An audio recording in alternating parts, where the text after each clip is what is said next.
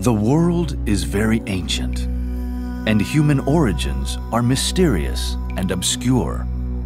We try to decipher our past based upon the multiple layers of civilizations whose ruins lay strewn across the planet like pieces of an archaic jigsaw puzzle. Some of these old civilizations are still buried beneath the deserts, mountains, and oceans, awaiting a time when they will yield their secrets through human discovery or natural cataclysms that will strip away and reveal their hidden locations.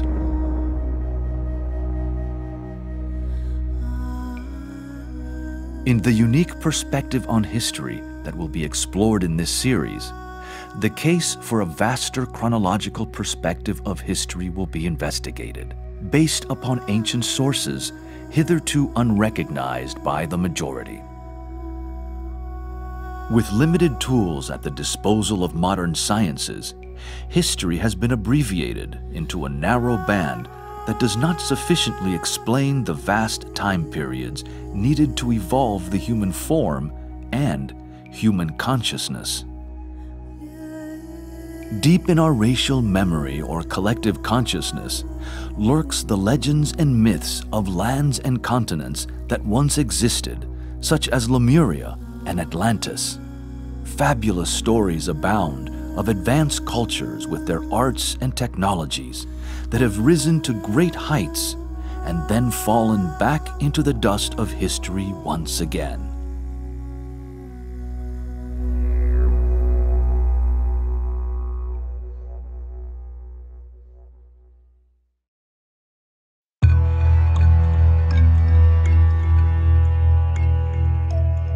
Understanding these rhythms and cycles of time help us to understand that our modern civilizations are not the first to have emerged, nor are they necessarily more advanced than previous ones that have come and gone.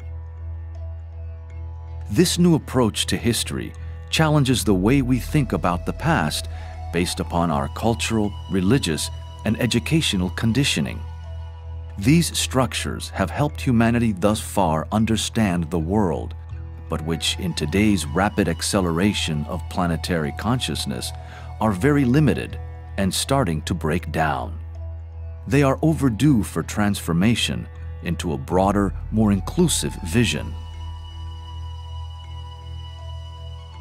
The possibility of discovering and understanding the origin of the human soul and its divine pedigree is imminent in our time.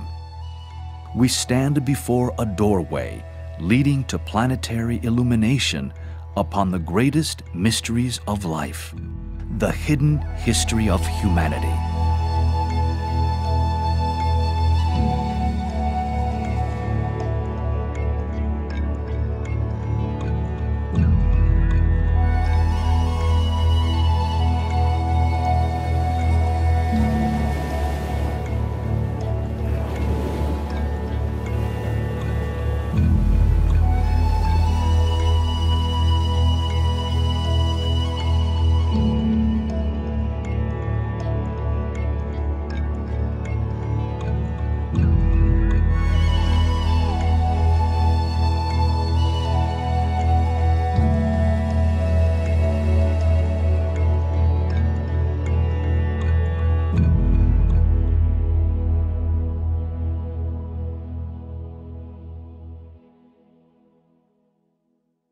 The intention of the Hidden History of Humanity project is to re-establish the correct chronology and timelines for human history. That's part of it. The other part of it is that humanity is disempowered in not knowing its true origins or indeed the chronology. So to establish the correct chronology and the understanding of the root races, how humanity came into being, and how the evolution of consciousness proceeded from there, is going to empower humanity with knowing the truth. Humanity is having the truth hidden from it at this point in time, but it is actually emerging. We have light emerging, we have truth emerging, and this is happening exoterically in parallel with this esoteric emergence of the ageless wisdom teachings.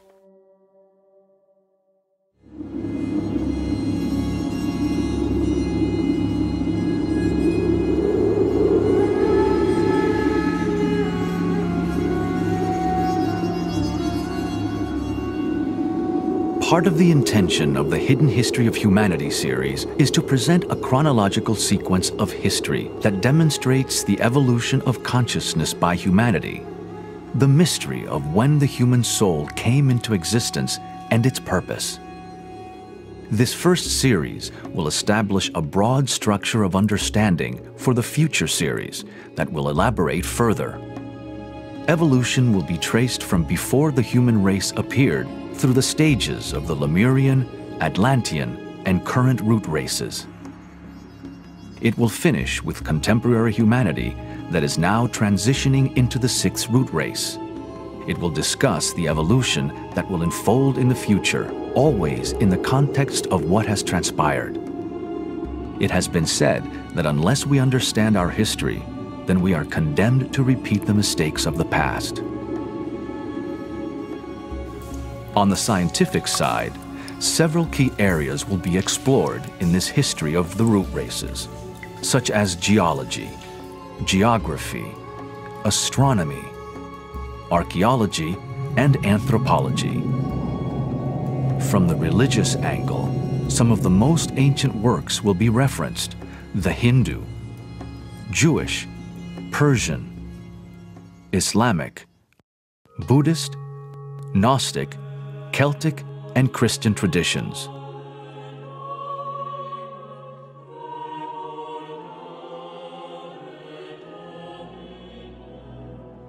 Investigating the hidden history of the world means that we must return to discover the birth of the solar system, of which our Earth is but one participant. Stupendous questions will be explored as to how this solar system came into existence with its subsequent planetary schemes, chains, rounds, and globes.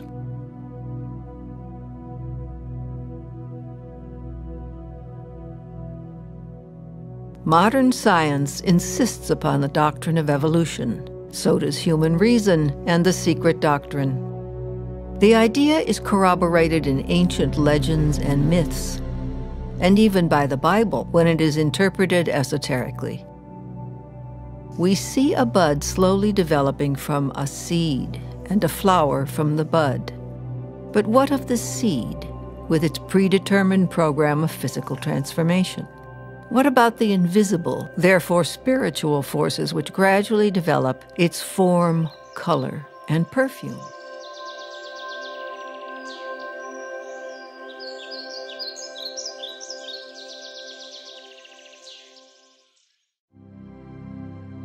The word evolution speaks for itself.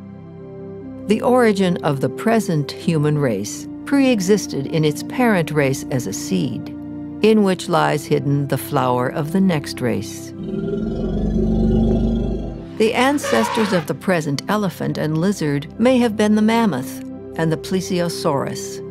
Why should not the originators of our human race have been the giants described in the ancient Hindu Vedas or the book of Genesis? There are several keys to the mysteries, past, present, and future, of the 7 great root races and the 7 great cycles. Every symbol and allegory is said to have 7 keys, the 7 keys to the entrance of the door of the mysteries, and that each key must be turned 7 times.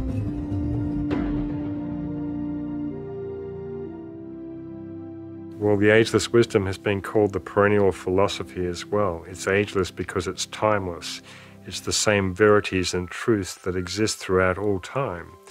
And the ageless wisdom teachings come to us in many forms, through mythology, through various amanuenses who have been transmitters of the teachings from the hierarchy of the masters of wisdom, through the ancient Vedas, of course, through the spiritual traditions that exist universally.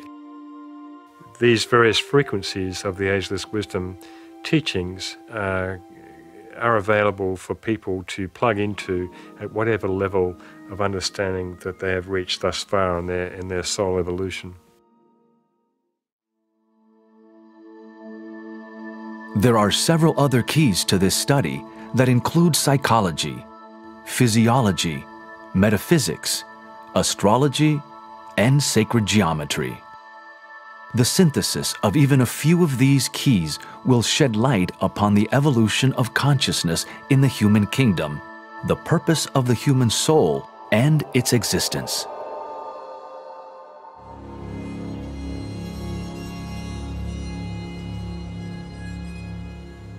For many, to be told that the age of thinking humanity is around 18.6 million years may invite some disbelief or even derision and ridicule. Such is the state of Maya, or illusion, in which we all live, conditioned by thousands of years of wrong thinking, religious propaganda, ignorance, and lack of spiritual education. The somewhat overdeveloped concrete mind of humanity in this fifth root race is a particular liability, in that it does not recognize the subtle so easily, only that which is tangible. History, with its many evidences of past civilizations, is in a tangled and confused state. Humanity's approach to our past has imposed upon itself the limitations of dogmatic science and theology, ignoring the ancient traditions that hold the keys to many of these riddles.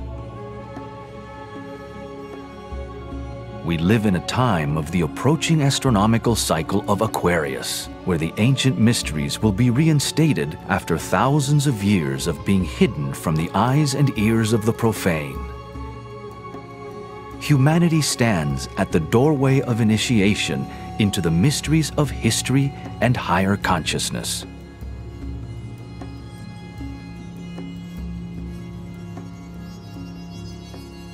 There are many isolated strands in history that can be drawn together. There are many facts that can be collated, especially those corroborated by direct as well as inferential evidence found in ancient literature and history. This is one of the fundamental purposes of the Hidden History of Humanity Project's books and video series. Much of this ancient literature is contained within the Hindu Puranas, the Upanishads, the Rig Veda, the Mahabharata, and the Ramayana. This is logical, for the Hindu tradition is the oldest of our current races. In the Puranas, the meaning and chronological order is very clear. We can count generations of the Manus and their series of incarnations as heroes in the old stories. The Manu sets the tone and type of any given race in terms of its evolutionary goal. The ancient book of Manu gives a complete narrative of creation with a chronology of the divine ages of the heroes through to the appearance of man on earth.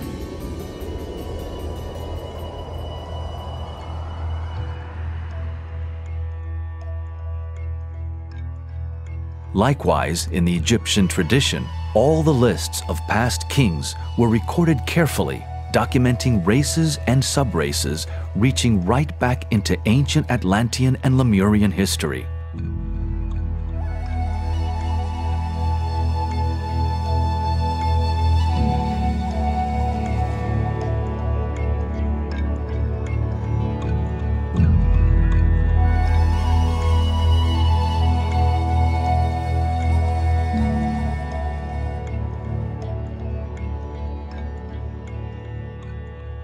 The most recent references to our current fifth root race also come to us from the Old Testament, where the history of all the human races is contained in the first 6 chapters of Genesis.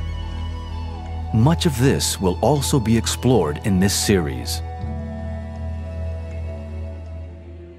Genesis, from chapter 4, verse 16, through to the end of the 5th chapter, gives purely historical facts taken word for word from the secret book of Numbers in the great Oriental Kabbalah. The patriarchs of the Old Testament, such as Adam, Cain, and Seth, are the same as the Hindu Manus who set the tone, impulse, and purpose for each evolution in the root races, sub-races, and branch races.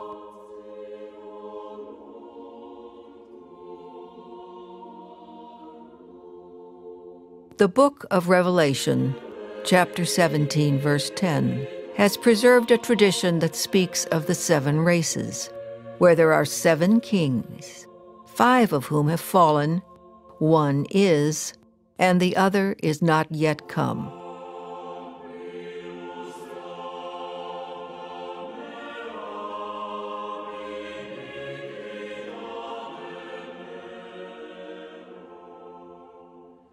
This passage refers to the 5 root races that have elapsed, including our 5th root race that is almost finished. That which is not yet come refers to the coming 6th and 7th root races. Interpretation of the Bible, both in the New and Old Testaments and based upon the secret sciences, has yet to be fully exposed with its many allusions to the septenary constitution of earth and man, to the 7 major cycles or rounds and the 7 root races.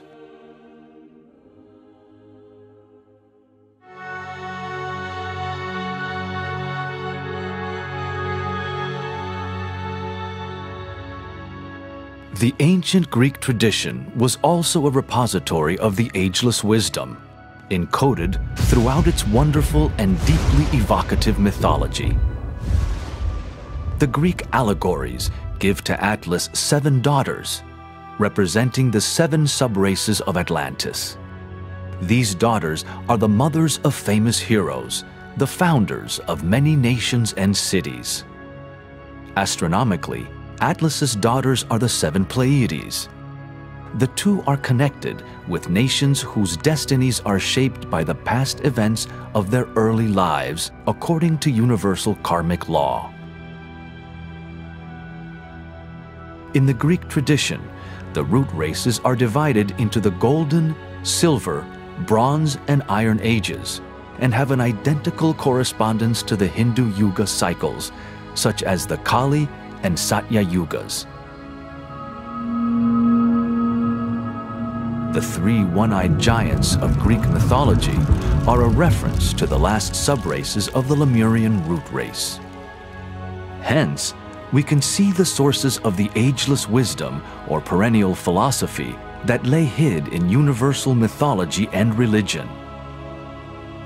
The same or similar stories are told in all cultures, indicating the consistency and veracity of these ancient stories within the collective consciousness of humanity. Mythology is one of the great keys to studying the mysteries, because the mysteries are encoded in mythology, in Greek mythology, in Scandinavian mythology, in mythology of all traditions. Like music, mythology is one of the great universal languages that we can understand and which anyone can tap into quite easily for understanding the archetypes of the gods that are described in the various stories. In mythology, we have the stories of all the planets and their relationship to one another, personified by the planetary gods. We have Zeus, Jupiter, and Mars, and Venus, and Mercury. They all have these various stories which describe their interrelationship with one another. The ancient wisdom teachings are encoded in all mythologies, East and West.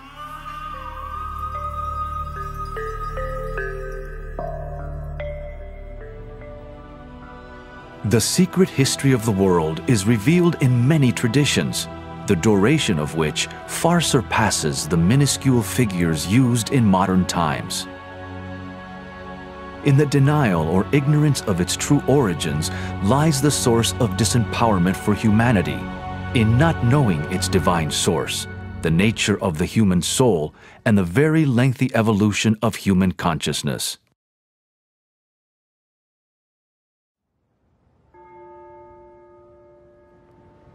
Who today really reflects about our true history and ancient past, preoccupied as we are in a busy world trying to survive? Most people accept the culturally conditioned views of the Western Bible and/or modern science, both of which do not, on the average, offer more than 5,000 to 10,000 years for the origin of human civilization. However, this is changing in some fields of science, going back into hundreds of thousands or millions of years in some cases.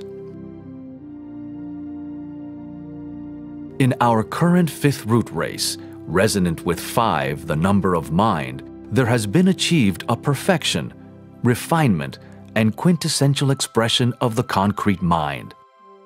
Although this has brought many benefits in science and technology, its shadow expression via the critical mind tends to be separative at the expense of the love principle.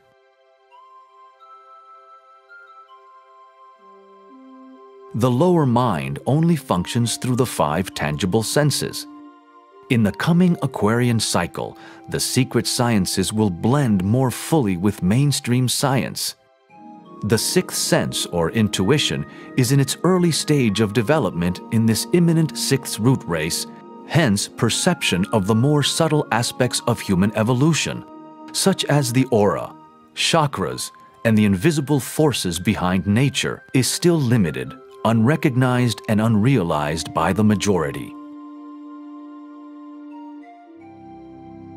With regard to our history, there are many crystallized belief systems that influence current world thinking. They are compounded by an unquestioning and undiscriminating acceptance under the authority of modern science or religion. Likewise, history tends to stay in a straitjacket of conformist, consensus thinking that excludes any other viewpoints. This is changing, however, almost imperceptibly, as inquirers from many disciplines are questioning existing viewpoints of the status quo. They are uncovering more and more evidence that will continually transform current thinking.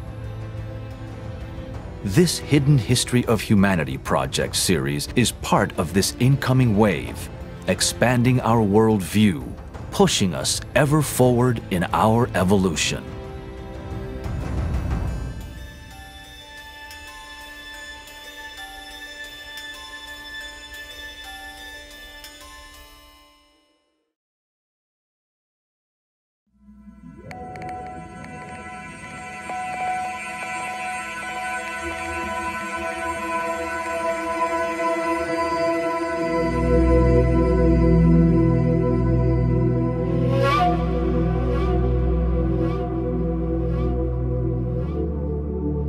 There is one boundless, immutable principle, one absolute reality which antecedes all manifested conditioned being. It is beyond the range and reach of any human thought or expression. The manifested universe is contained within this absolute reality and is a conditioned symbol of it.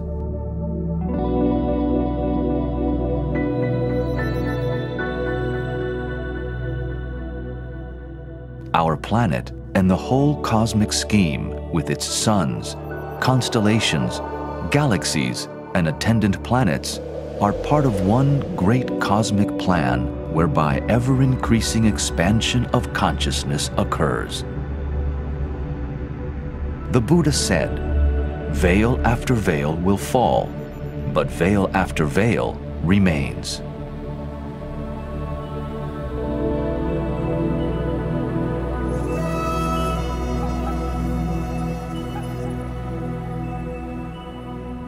The cosmos is ever expanding. Speculation on the intelligences and hierarchical orders of worlds is evident in many traditions. One can only ponder on the rich diversity of life within this living cosmos. All of these factors inform us that we cannot possibly be the only form of creative intelligence in this vast panorama of worlds. And humanity is coming to this gradual realization and imminent revelation in fact.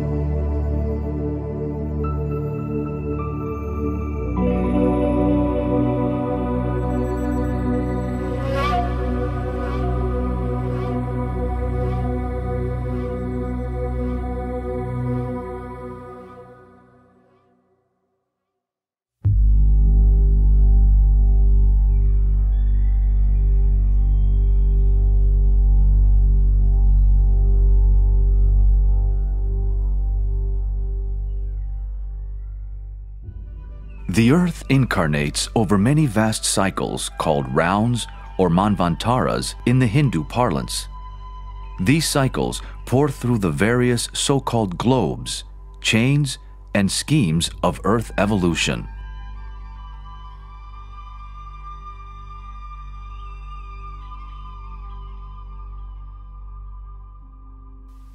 The rounds are enormous periods of time, and there are 7 rounds that correspond to each planetary incarnation or globe of the so-called planetary logos. And we are currently in the 4th round of 7 rounds at the moment. And this has brought about an elapsed time of around about 1.93 billion years. We are halfway through this globe period. And these rounds are broken up into 2 other lesser cycles of 317 million years each, and these are called manvantaras. Manvantara, though, can be a generic name applied to any cycle. It literally means between 2 manus, and the manu is the being who sets the archetype for any particular race. So these 7 rounds are opportunities for the incarnating monads of the planet to gain experience by incarnating upon these streams of energy, which we call rounds, and subsequently find their incarnation into the various root races, sub-races, and branch races. In this diagram of the Earth scheme are 7 large circles called chains. Within each of these large circles are 7 smaller circles called globes. The planets are called schemes because behind the visible outer planet are a series of worlds in more subtle matter called globes and chains. A planetary scheme holds within it the microcosm of the entire solar system. Our planetary logos, which is the ensouling entity of our physical Earth, undergoes many incarnations, which are called globe periods. There are 7 globes that are contained in a chain of globes. These 7 chains in a scheme make a total of 7 times 7 equal 49 globes. They represent past and future incarnations of the life we call a planetary logos, or God, upon our planet. Note that the current incarnation of the Earth is chain number 4, the central chain of the 7 chains.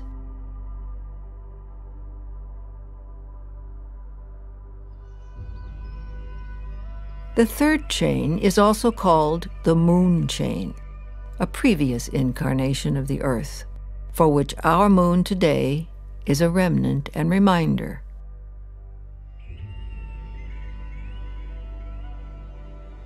So the rounds and globes and chains refer to the greater picture of evolution. So if we're considering the whole solar system as an incarnation of the great life that emanates from Sirius, then we can get into a little bit more detail within the solar system. Every planet in the solar system is regarded as a planetary scheme, and within that scheme exists the globes and the chains of each particular planetary scheme, which is a microcosm of the entire solar system. So various globes and chains within the Earth scheme are named the Neptune chain or the Venus globe and so forth. And of course, all these planetary schemes within the solar system are connected to one another.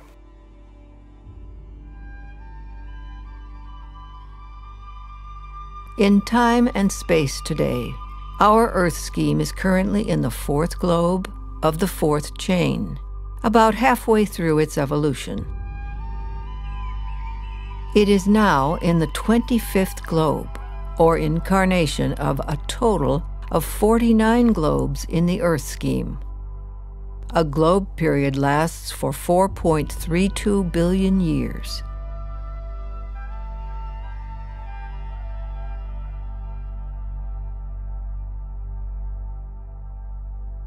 The solar system as a whole is said to be at the middle point of its evolution, but on a much larger scale of some 155 trillion years. The Yuga cycles have been described as symbolic by many modern scholars, but they are also literal in terms of time measurement. These are stupendous time scales, yet if one seriously studies and reflects upon the ancient Hindu yugas, it will be found that they have an innate beauty and truth that transcends our modern measurements of time. The law of periodicity is basically the science of cycles. So periodically, these cycles recur over periods of time, they repeat, but they repeat on different turns of the evolutionary spiral. So we have cycles of the rays, we have cycles of the planets, and we of course have cycles of the zodiac. We have the precession cycle of the zodiac every 25,920 years. So we have many, many wheels within wheels to study in the science of cycles, and it can get very confusing. The Yuga cycles of the Hindu tradition are based upon the precession cycle of the sun going through the zodiac. So we have a 2,160 year cycle of the sun precessing through Aquarius, through Pisces, and so forth. And if we multiply the 2,160 year cycle by 2, we get 4,320, which Blavatsky tells us is a magical cipher that we can use to calculate some of these cycles called the yugas.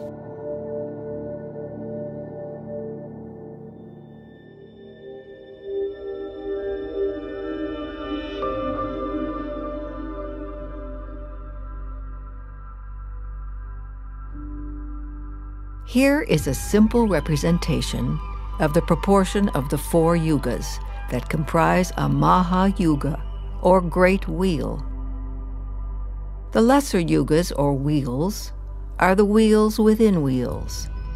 The yugas above describe the 4 yugas of this current 5th root race that started almost 4 million years ago, starting with the Satya Yuga and moving clockwise through the lesser yugas to finish at the Kali Yuga that started around 3000 BC.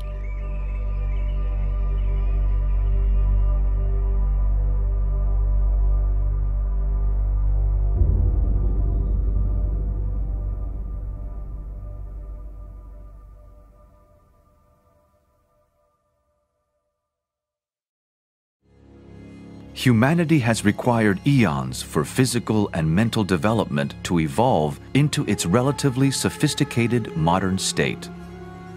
What do you think? Have you ever wondered just how long it has taken human evolution to unfold? Have you accepted what you were told at school or believed what adamant biblical scholars have declared? Or have you gone along with modern science's authority? How can we consider a longer time frame for history which ultimately conceals the greatest puzzles of existence and the mystery of the human soul?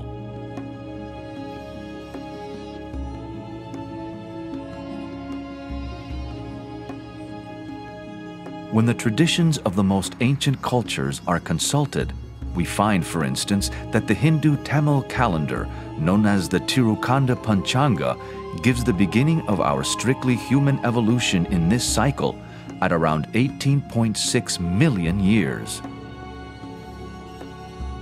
These cycles also go back into trillions of years, and the Mayans have documented them in the billions.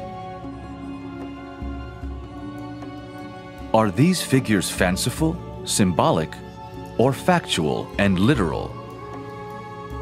Although there are paradoxes about certain timescales between ancient sources and modern science, there is agreement about some of the really big cycles. For instance, noted scientist, the late Carl Sagan, said, "The Hindu religion is the only one of the world's great faiths dedicated to the idea that the cosmos itself undergoes an immense, indeed an infinite, number of deaths and rebirths. It is the only religion in which time scales correspond to those of modern scientific cosmology. Its cycles run from our ordinary day and night to a day and night of Brahma, 8.64 billion years long, longer than the age of the Earth or the Sun. Physicist Fritjof Capra, in his best-selling book, wrote, "This idea of a periodically expanding and contracting universe, which involves a scale of time and space of vast proportions, has risen not only in modern cosmology, but also in ancient Indian mythology. Experiencing the universe as an organic and rhythmically moving cosmos, the Hindus were able to develop evolutionary cosmologies which come very close to our modern scientific models."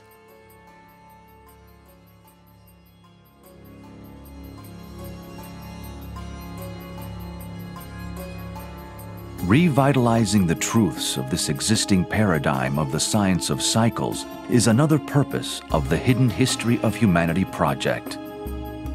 It is an inherent part of the ancient wisdom of several cultures, part of our racial memory that we can all intuitively tap into, recognize, and understand. The key is to experiment with these laws by not dismissing them out of hand. Inquirers in their specific disciplines may find a great expansion of understanding through the application of the law of cycles. All cycles take place to a lesser degree within the time span of the so-called 7 root races, whilst a far vaster reach of time encompasses the globes, chains, and schemes.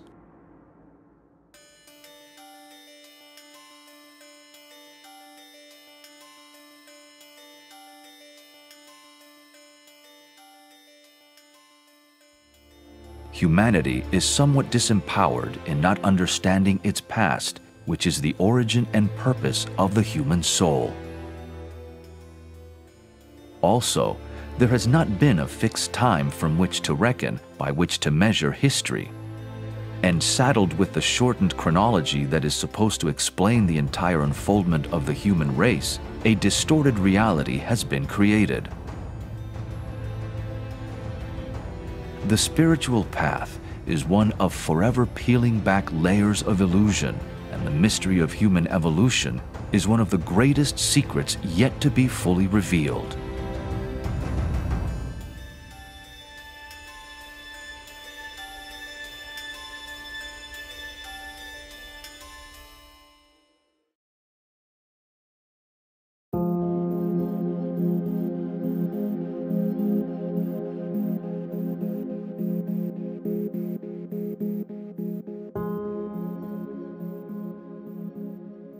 As noted earlier, modern science and the secret sciences roughly concur on some of the big cosmic cycles. Yet it is ironic that in the time scales for the sciences, such as archaeology and anthropology, there is required a huge addition of time for the birth of civilization, from 3000 to 4000 BC back to 18.5 million years. Equating the esoteric record of time with the current accepted geological record, there is a massive subtraction of time, from around 65 million years for the Jurassic Age down to 28 to 20 million years for the esoteric doctrine. The big dinosaurs may well have existed 65 million years ago, yet the esoteric doctrine states that the reptile extinction was closer to 20 million years ago. Disparities and contradictions abound, yet they are not unresolvable or irreconcilable. Consider that around 500 years ago, it was thought that the sun orbited the Earth and that the Earth was flat. Now, that illusion has been stripped away and transcended thanks to the astronomer Copernicus. Yet despite all the amazing scientific advances since then, accompanied by expansions of human consciousness with regard to Earth's true history, in some ways we still live in relatively medieval times. Now, humanity's next phase of penetrating the veil of Maya is to understand just exactly how old it is.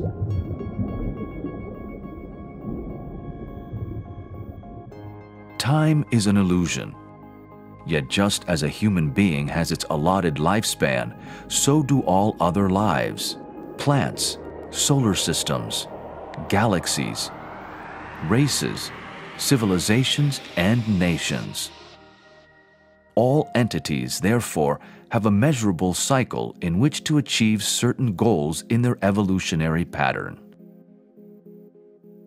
Esoteric cycles are based upon the astronomical precession of the Earth orbiting the Sun. It takes 2,160 years for the Sun to precess through one sign of the zodiac. From here, all the greater cycles are measured.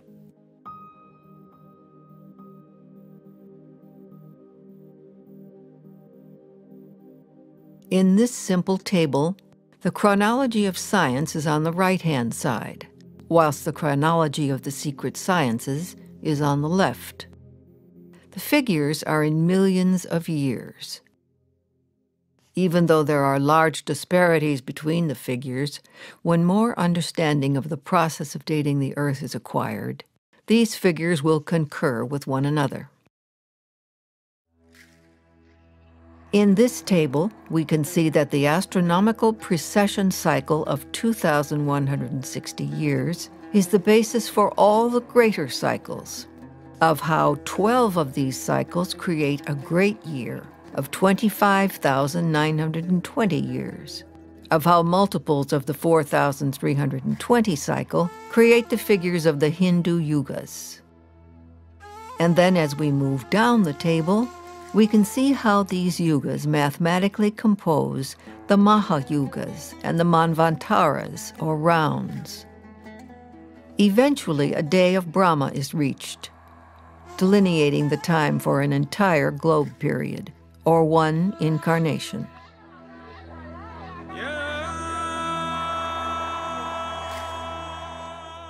In each globe incarnation of Earth, there are 7 major cycles of evolution, also called rounds. The rounds are composed of 2 cycles each, called Manvantaras, that total 14 in all. The rounds are cycles wherein the life wave of human spirits incarnate through a planetary scheme and its chains and globes. This human life wave experiences life in all kingdoms, starting with the mineral, vegetable, animal, human, and finally the kingdom of souls.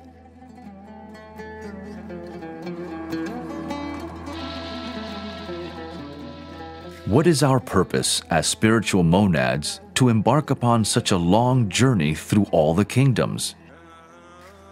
Part of the answer to this mystery is to evolve and grow, and to bring evolution upon Earth to perfection, eventually to the status of a so-called sacred planet. This has ramifications for the greater life of the solar system and its own evolution as a whole.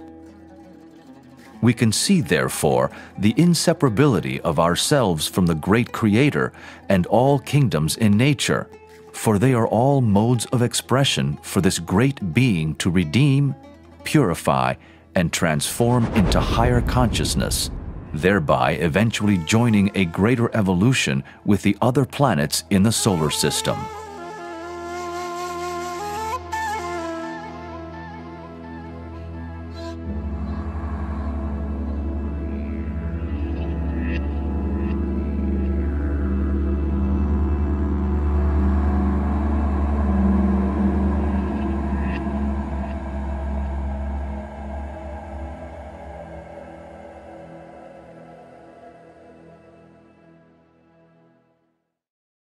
Now, the rounds are the cycles of time of the various groupings of monads that cycle through the globe and chain of a particular scheme. The rounds extend for a period of 617 million years, and they are composed of 2 manvantaras, which are 308 odd million years each. And so there is a certain in-breathing and out-breathing of these manvantaras, or cycles of time. In each of the great cycles we call rounds, there are 7 root races. Combined with the 7 rounds, this makes a total of 7 times 7, or 49 root races in a globe period. As above, so below. Just as we explored the 49 globes of the planetary scheme, so this evolution is reflected in the 49 root races in just one globe period. These rounds and root races provide the physical body of incarnational experience for our Earth Logos. Human souls are light cells within this greater body of God. Within each root race are 7 subraces, and within each subrace are 7 branch races. 7 times 7 times 7 equals 343 races, all with their allotted cycles, providing a highly diversified human expression throughout the ages. The branch races, in their turn, give birth to the nations. A root race is a planned unfoldment of consciousness, where a certain archetype is created by the so-called Manu of the races, and various civilizations unfold within that particular time period of a root race, which of course encapsulates 7 subraces and 7 branch races within each subrace, giving many, many different incarnations and possibilities of civilizations, and of course all the soul groupings, the 7 ray soul groupings, who incarnate through those particular branch races and subraces and root races to gain experience, and of course all aim towards enlightenment and liberation ultimately.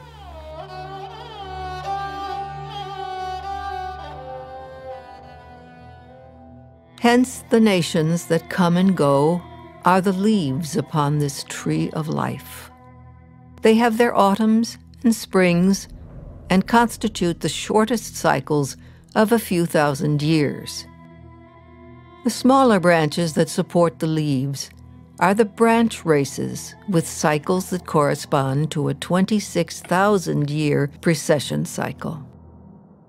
The larger branches embody the much larger cycles of the subraces. The trunk of the tree represents the largest cycle embodied by a root race. All the races and subraces that evolve are seeds for the next level of evolution. All races and subraces have a long overlap, so whilst one race is unfolding, it will give birth to another distinct race that will unfold on a partially parallel timeline. Although this is a 2-dimensional diagram, we can think of time and evolution as spiralic.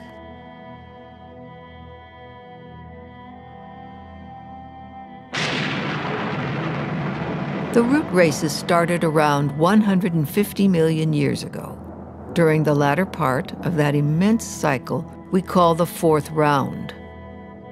The first 2.5 human races were in the subtle or etheric realm, and gradually evolved into a physical form with skin and bones in the middle of the 3rd root race of Lemuria.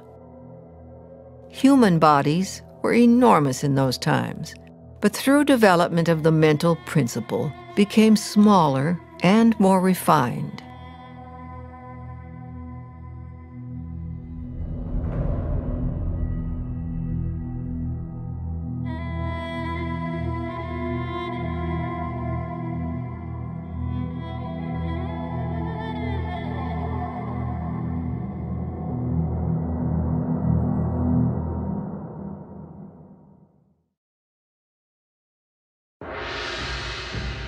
Halfway through the 3rd or Lemurian root race, in the precise evolutionary cycle, a magnificent preordained spiritual event occurred on earth.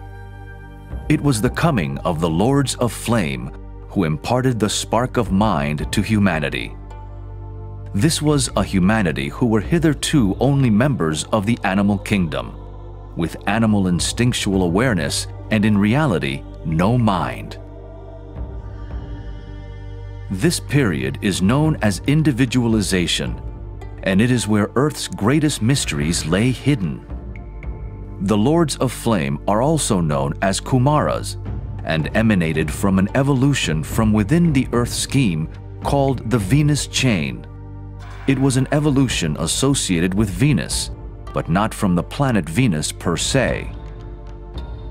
Remember, each planet is a scheme of chains and globes, which are a microcosm of the great solar system.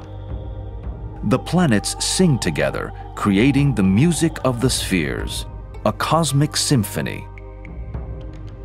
The presence of these 105 Kumaras created a great influx of force, so powerful that a mighty storm raged over the planet, destroying most of the animal kingdom, dinosaurs and humans alike.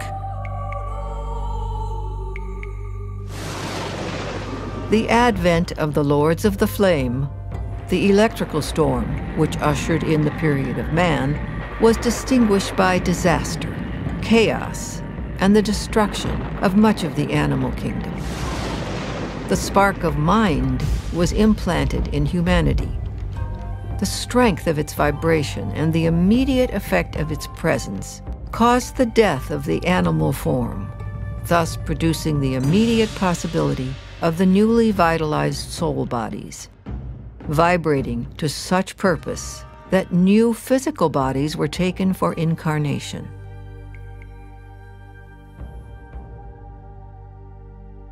This individualization period occurred in the third branch race of the third subrace of the third root race, Lemuria, expressed as 333.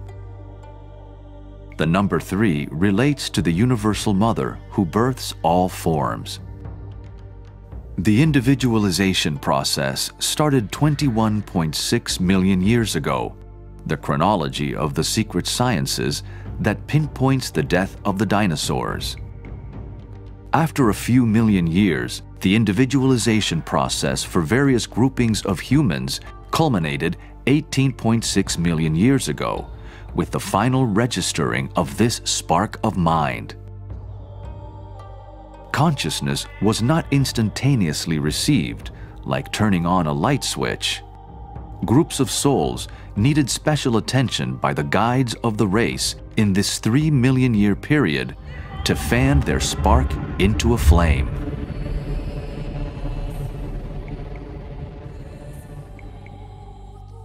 During this period, another miraculous evolution occurred. The future humans, who were hitherto members of the animal kingdom with only instinctual consciousness, were hermaphrodite also. In other words, they reproduced themselves without the aid of any mate. Thus, hermaphrodite humanity gradually transformed into a two-sexed species over this 3 million year period.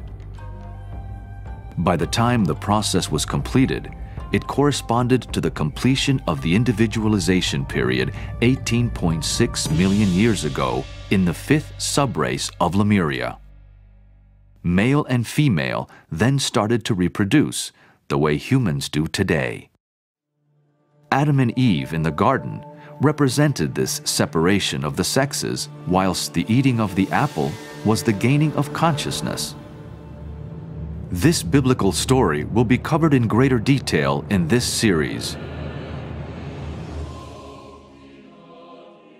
If we study the individualization period, we can find most of the mysteries of humanity are encoded around this time.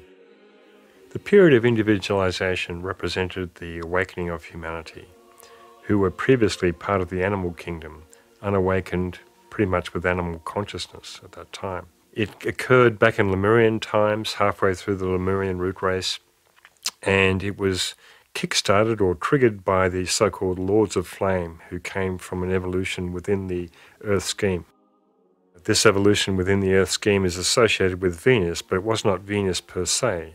The presence of these beings, these Kumaras or Lords of Flame, created an electrical field around the planet that ended up destroying most of the animal kingdom at that time. And this was probably the true period of the death of the dinosaurs. It was the death of the human forms at that time who were part of the animal kingdom, but they reincarnated after this period with causal bodies or souls. The spark of mind was born.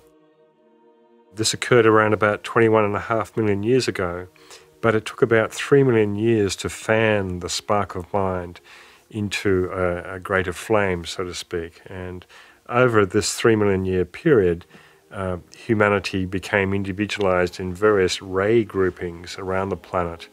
So animal man at the time went from instinctual consciousness to individual self-consciousness. They became self-aware.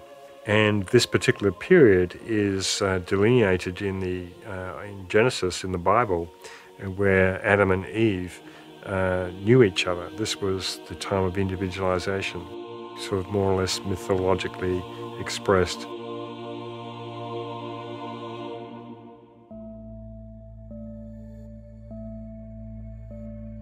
This table shows the timeline that corresponds to these subrace events in Lemuria.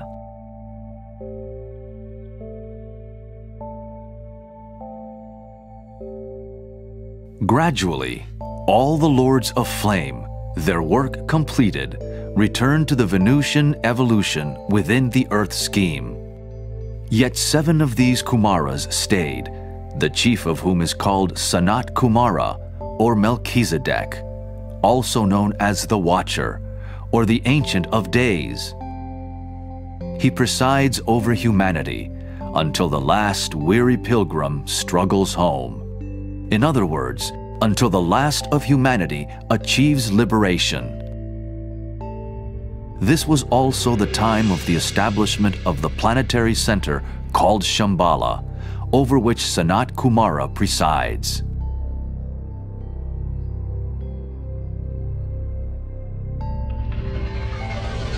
The following table shows that Shambhala's establishment coincided with human individualization. The being whose body is our planet utilizes the human races for expression. Here again, we see our inseparability from deity, and that our evolution contributes to the greater evolution, and vice versa. In the table, we can see these chronological correspondences with the subraces and root races.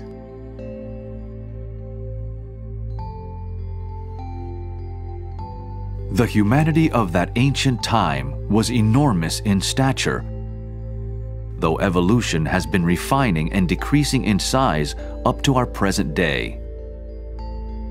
Even over 4 million years ago, when the final destruction of Lemuria occurred, just before the first Atlantean destruction, there were still very large giants.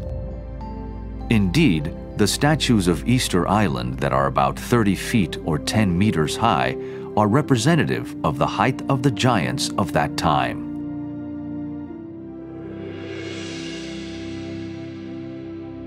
Of all the mammalians, man is the only one whom science does not allow to have dwarfed down like all other animal frames.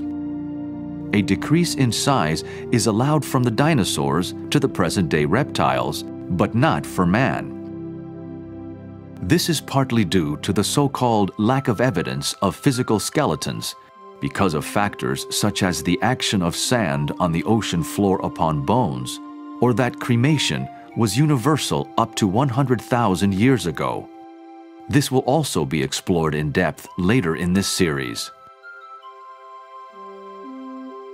Because such a small time period of 6,000 to 10,000 years for human development has been assigned by contemporary science, it does not allow sufficient time to entertain the idea that giant humans gradually decreased in size over a period of millions of years in parallel with the reptile kingdom.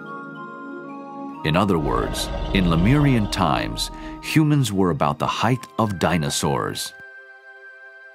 Over the past 20 million years, reptiles and humans have decreased to the size they are today.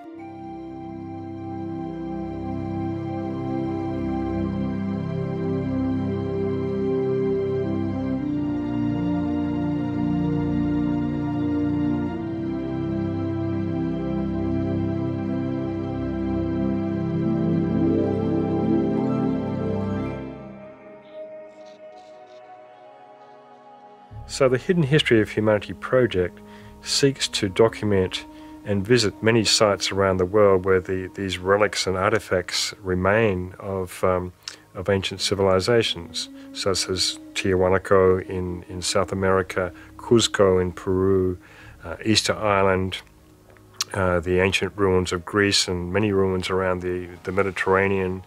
They're extant across the whole planet. In fact, this architecture is called Cyclopean pentagonal architecture, which are odd-sized blocks, but quite often with 5 sides, fitting perfectly into one another and creating earthquake-proof walls and buildings. And so we have many instances of ruins extant around the world that have this kind of architecture. For instance, in Mycenae in Greece, we have these marvelous ruins that look like they've been built by giants. And in fact, part of the Hidden History of Humanity project looks at the evolution of the human form from giants down to the size that we are today. And in fact, these giants built, in fact, we're talking about Cyclopean architecture, we're talking about the Cyclops, the legendary giants with the one eye. And these giants did exist back in Lemurian times and actually physically manhandled these enormous blocks that weighed many tons into position.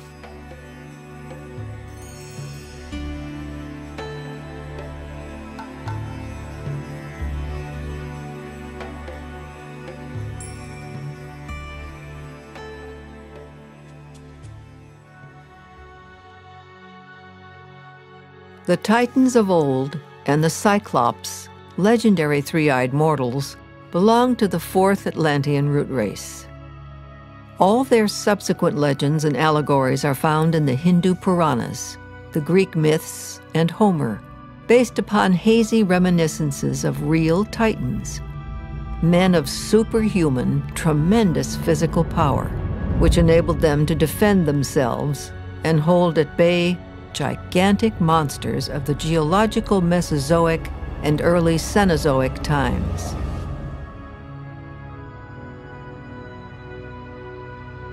In the mythology of the ancient Cyclops, the 3 giants with one eye are said to represent the last 3 subraces of that newly conscious Lemurian race. At the peak of physical development in Atlantis, they have been described as towering giants of godly strength and beauty and the depositaries of all the mysteries of heaven and earth. The giants of both Lemuria and Atlantis were able to build large structures and lift enormously heavy slabs of stone, but also had at their disposal technologies that allowed stones weighing many tons to be lifted effortlessly. An imperishable record about the gradual evolution of the races has been left for us in the Bamiyan statues of Afghanistan. They were created during the Atlantean flood, when initiate adepts of Atlantis were taking refuge in the Central Asian mountains.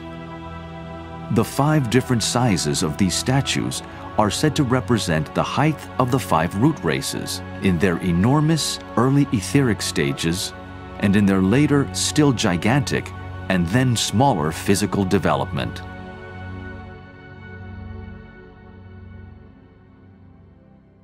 The civilizations in Lemuria and Atlantis also had access to technologies based upon sound that was able to create a vacuum and lift these blocks effortlessly, these blocks that weighed many tons, or to transport them from many miles away to their particular sites, such as Stonehenge is a good example of this. And in many of the mythological stories in South America, in the Celtic countries of Europe, we find very similar stories of a magician or a sorcerer who transported these stones from many miles away effortlessly through the air. The transport of these stones may seem like a magical process to us, but to those who had the knowledge, it was simply about rendering the atoms within these stones weightless. And this is the science of magic.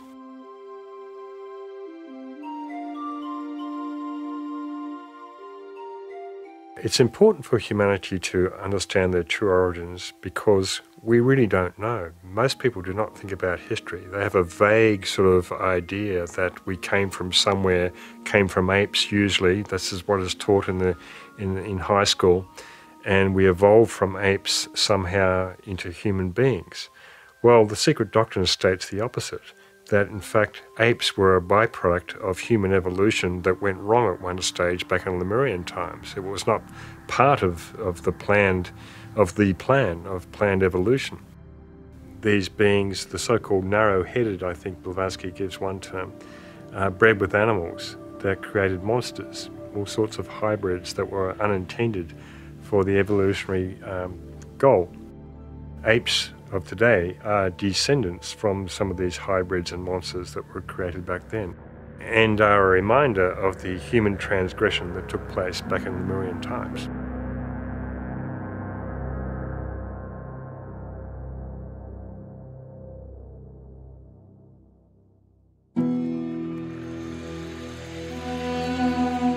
According to occult doctrine, humans bred with animals in Lemuria, creating an unnatural and unplanned linking. The hybrid monsters created were the ancestors of our modern apes. At individualization, certain groups of souls refused to incarnate because they regarded the bodies at their disposal as too coarse. They were ultimately responsible for the groups of humans that caused this evolutionary anomaly, the so-called sin of the mindless. The modern-day orangutan is a peculiarly human reminder of that ancient transgression, and today these apes are getting much publicity because their habitats are being destroyed in Indonesia through rainforest logging. When the unplanned inbreeding occurred with animals, the celestial guides immediately struck some groups with sterility in order to halt that which was not in the program of the divine plan.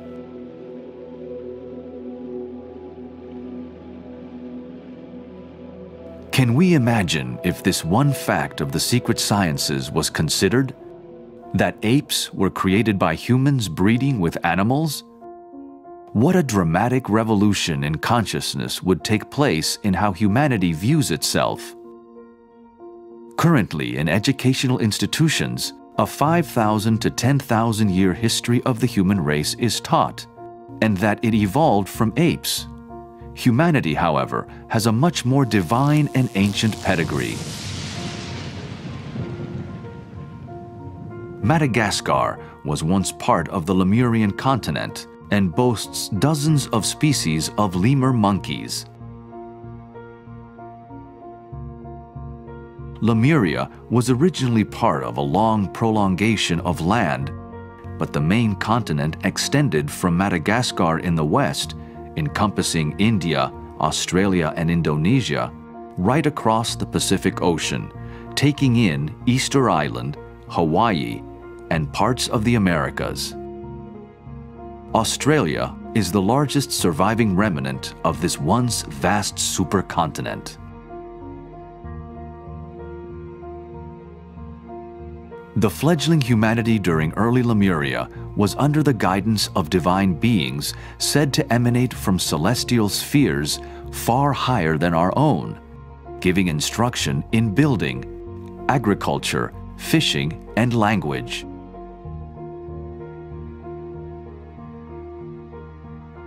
These divine beings are the source of modern speculations that Earth has had many visits from ancient aliens. These same speculations tend to attribute everything to them, which is not necessarily the case.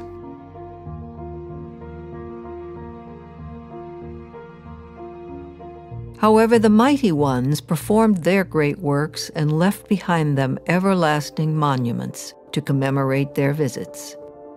Every time they penetrated within our veil of illusion, they appeared at the beginning of every great year, or precession cycle of 26,000 years.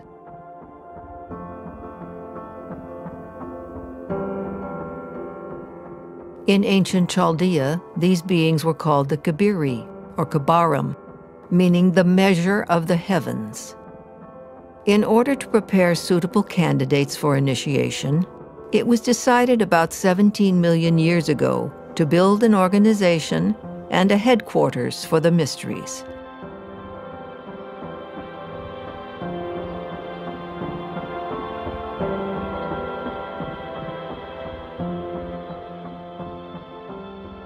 Today determines the astronomical conclusion of one precession cycle and the beginning of another. Can we again soon expect visits from the mighty ones, or are they already here? The many daily occurrences of UFO sightings may well indicate them making observations of how humanity is responding to its opportunities.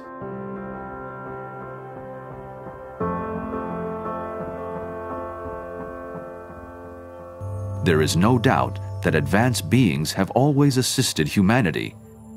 From the first Kumaras of ancient Lemurian times, who taught building and agriculture, to the Kabiri, who have visited every 26,000 years to seed another impulse for the next cycle. Yet Earth evolution has seen the perfection of many of its own who have chosen to remain behind and guide humanity. The masters of the wisdom and the adepts of Shambhala have possession of the secret knowledge that lays behind the ancient lost technologies such as pyramid building, lasers, and anti-gravity flying craft.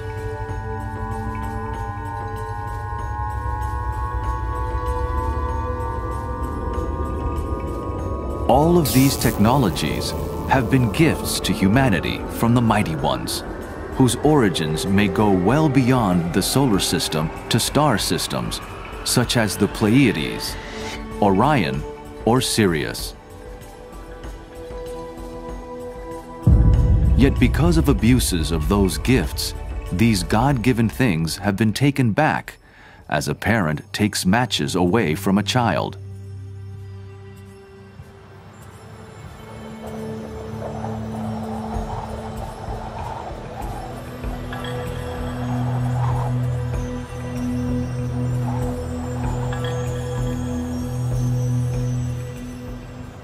The ancient wisdom has had a veil thrown over it, yet in the past century, that very same veil is starting to reveal what has been hidden for so long.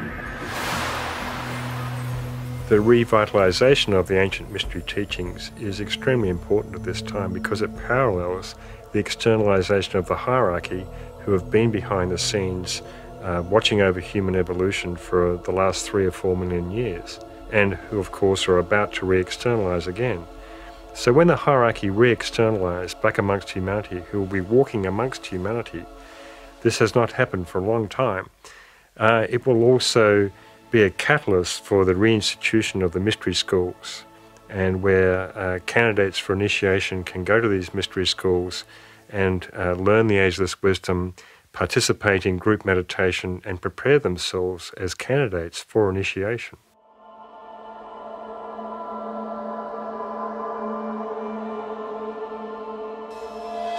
Unlike ancient times, when the human race was guided by mighty celestial beings, the guidance now comes mainly from the secret adepts, those who have run the full gamut of human existence and become perfected, whose spirits have triumphed over matter and who can bend matter to their will, who now serve humanity by watching over and guiding their progress, allowing as much as possible for human free will to determine its own destiny. Yet this inner government of the planet surely interacts with and regulates the presence of extraterrestrial visitors.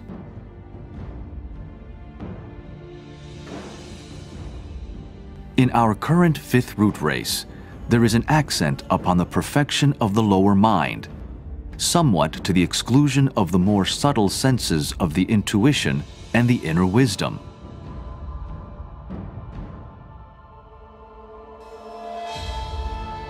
Hence, we must be careful not to interpret ancient texts, symbols, and statues literally or too materialistically, especially if we lack an understanding of the subtle constitution of man. The ancients were far more poetic and artistic in their expression of the inner secrets. Many phenomena can be speculated to have origins beyond our Earth, and indeed, there are some who look entirely through this prism. Yet many phenomena, if not most, are generally generated within the Earth due to the law of cause and effect, or karma, and the rectification of natural laws and principles which govern Earth life.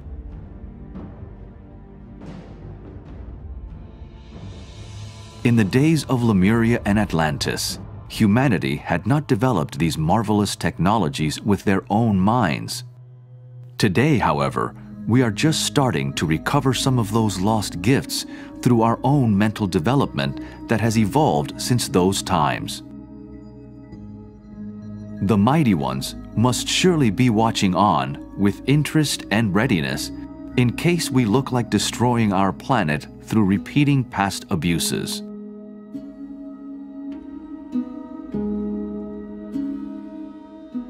So the reason for this series of documentaries is to really illustrate how the true history of humanity has unfolded and how humanity can be empowered by knowing its true origins and knowing where it stands today in time and space. And this will help people to make decisions about their future and to play their part far more consciously within the greater divine plan.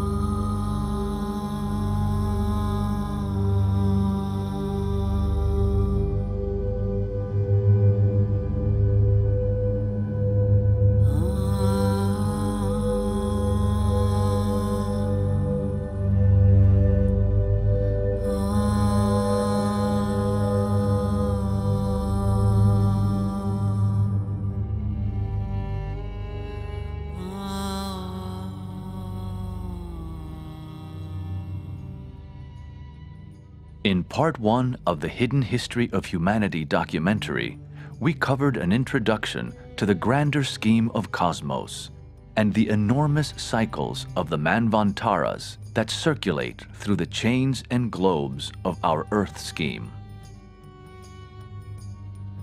This involved the consideration of the Hindu yugas and astronomical precession cycles, plus the cyclical nature of time, all inextricably linked with the unfoldment of the root races, sub-races, and nations, in short, the history of civilization. We examined the idea of human individualization in ancient Lemuria and the implantation of the spark of mind that started the evolution of consciousness throughout the root races. This period of planetary history encompasses the profound mystery of the origin of the human soul.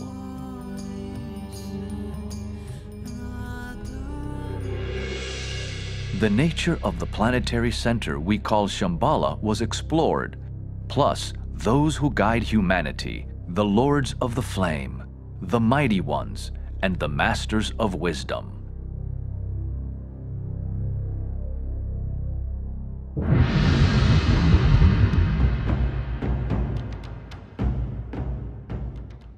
In Part 2 of the Hidden History of Humanity documentary, we will review the original Shambhala as the Temple of Ibez, located in South America. Also, the evolution of the Atlantean root race, giants, megalithic constructions, and the Great Atlantean War, as told in the ancient epic, the Mahabharata. We will detail how the two great world wars of the last century were a recapitulation of the war in Atlantis, a conflict between the forces of light and the forces of materialism, still ongoing today. Plato's Atlantis is also mentioned as an important source of the ageless wisdom. This will lead us to the consideration of the role of the Egyptian and Mayan traditions and their relevance in modern times, leading into the coming sixth root race.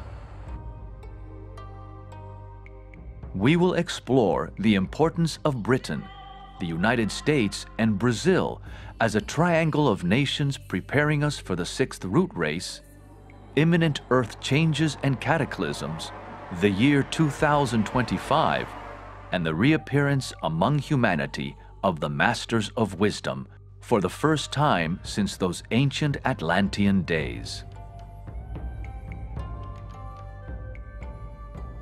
All these changes will be occurring on the eve of the Aquarian cycle, where spiritual initiation will be achieved en masse, and the expansion of human consciousness will go steadily forward.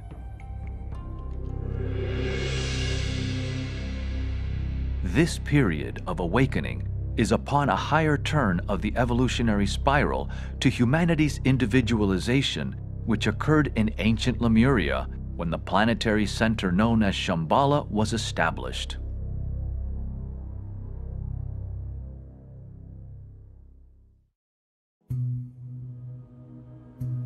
It is highly likely that this original Shambhala outpost could have been in Brazil or the region of Lake Titicaca, straddling Peru and Bolivia.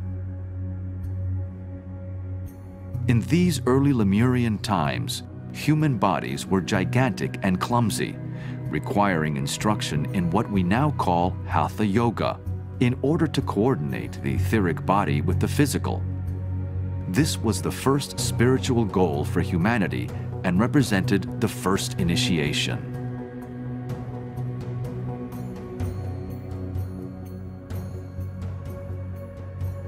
In order to prepare suitable candidates for initiation, it was decided about 17 million years ago to build an organization and a headquarters for the mysteries, and to have a band of adepts and celestial guides who would function in physical bodies to meet the need of the rapidly awakening humanity. These beings incarnated as kings and priests of nations, the instructors of humanity. The Ibezan adepts had to deal with the humanity that was in its infancy, whose polarization was most unstable, and whose coordination was very imperfect. There was very little mentality to be found, as we know it today, and humans were practically altogether astral in their expression. They functioned even more consciously on the astral plane than on the physical, and it was part of the work of the guides of the race, working under instruction from Shambhala, to develop the energy centers of humans, to stimulate the brain, and make them fully self-conscious on the physical plane.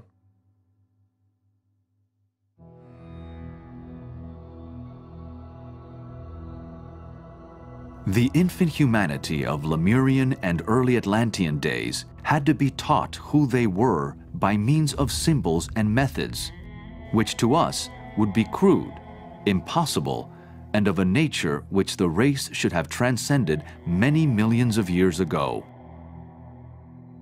It was necessary in those days to employ methods more definitely physical than are permissible today. These methods of physical stimulation were employed, and the laws of energy, as they work through the various chakras, were taught until the time came when another big change was made and the door of initiation was opened. Their objective was to bring about a realization of the kingdom of God within. It was felt at the time that man was then self-centered enough and individualized enough to permit of a drastic change in method and practice. All this took a vast period of time.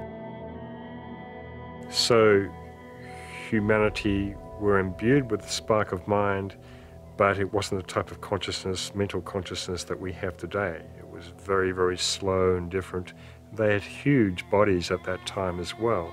The bodies were not refined, they were somewhat clumsy, and so the first yoga of the Lemurian race was Hatha yoga, the coordination of the etheric body and the physical body.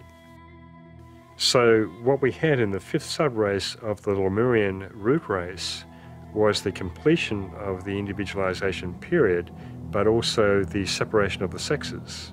And humanity started reproducing the same way we do today.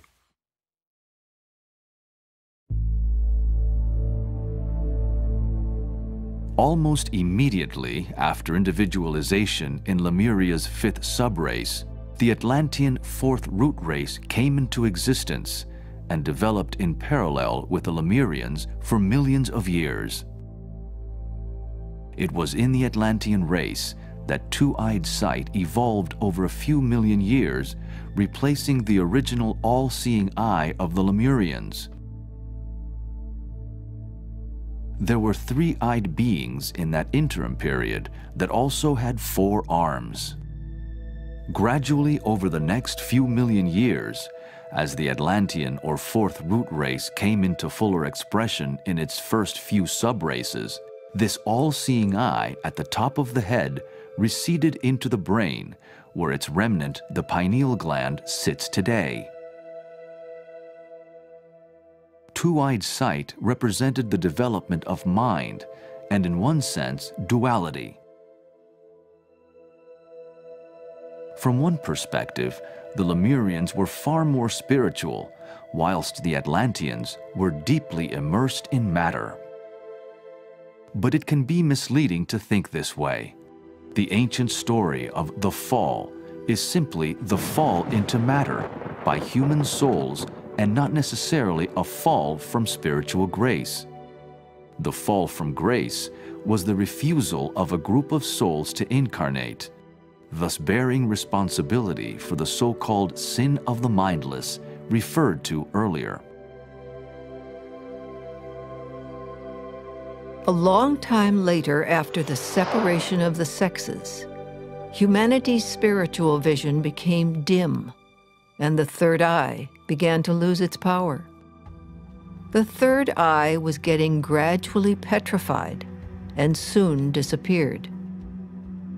When the fourth root race arrived at its middle age, the inner vision had to be awakened and acquired by artificial stimuli, the process of which was known to the old sages.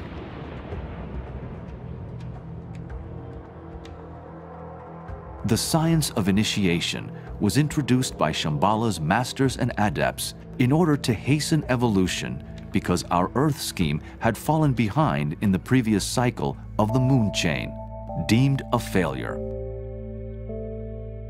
Hence, Earth has 2 major groupings of souls today: those who individualized on the moon and Earth chains respectively. Moon chain souls are far more developed in their mental capacity and to a degree spiritually. However, there is now a rapid acceleration by their Earth chain counterparts in this current 5th root race, the race where the mental principle has reached its apotheosis. It is said that the respective difference between capital and labor and several other conflicts on this planet are expressions of the difference between moon chain and Earth chain souls. Essentially, there are 2 types of souls upon this planet. There are those who evolved in the moon chain evolution, who individualized in the moon chain evolution, and those who individualized in the Earth chain evolution in our civilization we call Lemuria. And the Earth chain evolution is a long way behind the moon chain evolution in terms of mental capacity that has been evolved, but they are rapidly catching up in this fifth root race, which is all about manas or mind. Yet still the moon chain souls are more advanced in many ways in terms of just their soul age, if you like. But it's getting to a point on the planet where there is a synthesis taking place between the earth chain and moon chain evolutions, and this too will take place in the age of Aquarius, in the greater 25,000 year cycle, and to a degree in the lesser 2,160 year cycle.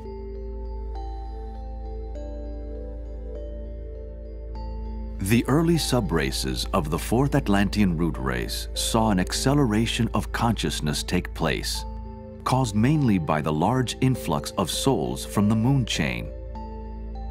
They had been held over in a kind of sleep state called pralaya, waiting for earth chain humanity to catch up in their mental development, relatively speaking. In Atlantis, many scientific technologies were gifted by the guides of the race to humanity. Astronomy and astrology came about. The arts and sciences were developed. In the esoteric sciences, it is estimated that this period was around 10 million years ago. Other gifts were the artificial awakening of psychic perception within the race. Yet this was ultimately misused and abused, as was the developing mental principle.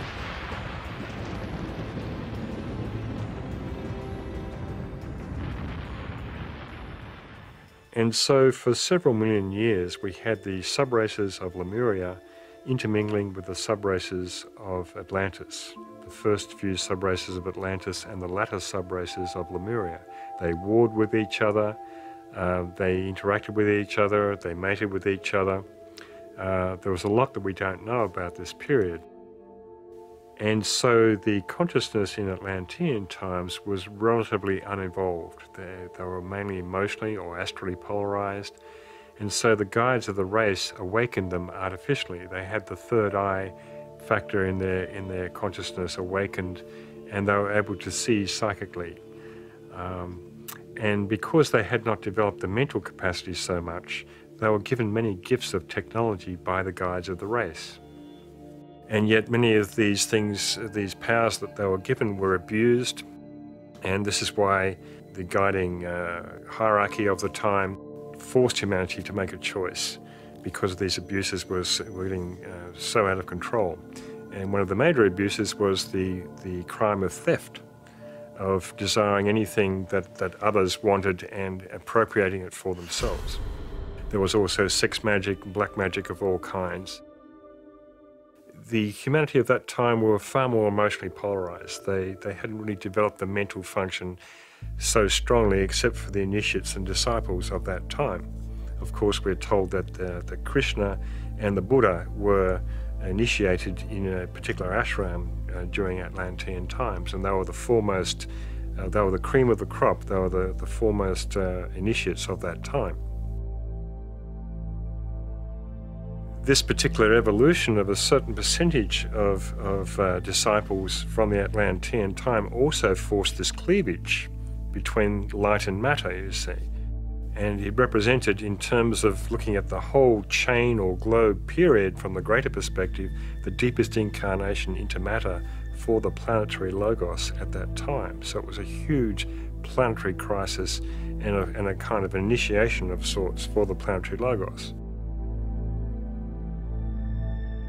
Toward the middle period of the Atlantean civilization, in the fourth branch race, fourth subrace of this fourth root race, or 444, about 4 million years ago, emerged a great crisis caused by the abuses of selfishness and materialism. The watching guides of the race who walked amongst humanity and who were leaders and kings of nations had to draw a line, declaring, "This is the way of light. There is the way of darkness. Humanity, make your choice." This ultimatum precipitated the Atlantean conflict, as told in the Hindu epic, the Mahabharata. it represented the deepest point of incarnation into matter for our earth deity.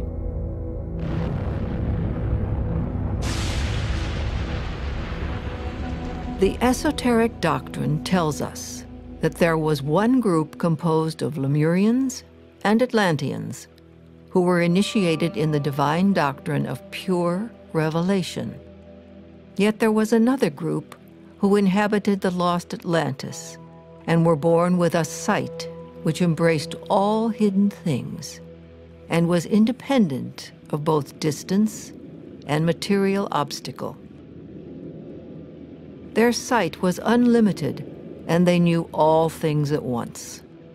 They were natural-born mediums who neither struggled nor suffered to obtain their knowledge, nor did they acquire it at the price of any sacrifice. The first group walked in the path of their divine instructors, acquiring their knowledge by degrees, learning at the same time to discern the evil from the good. The second group blindly followed the insinuations of the great and invisible king Thevatat, who had neither learned nor acquired knowledge. Thus, under the evil insinuations of this king, the Atlantean race became a nation of wicked magicians.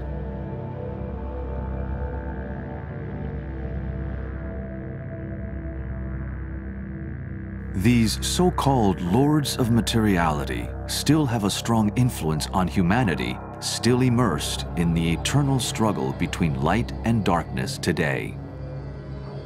This period of time was the Kali Yuga cycle of the fourth Atlantean root race. The Kali Yuga is the age of death and destruction, and the Atlantean race was giving birth to the next, fifth root race.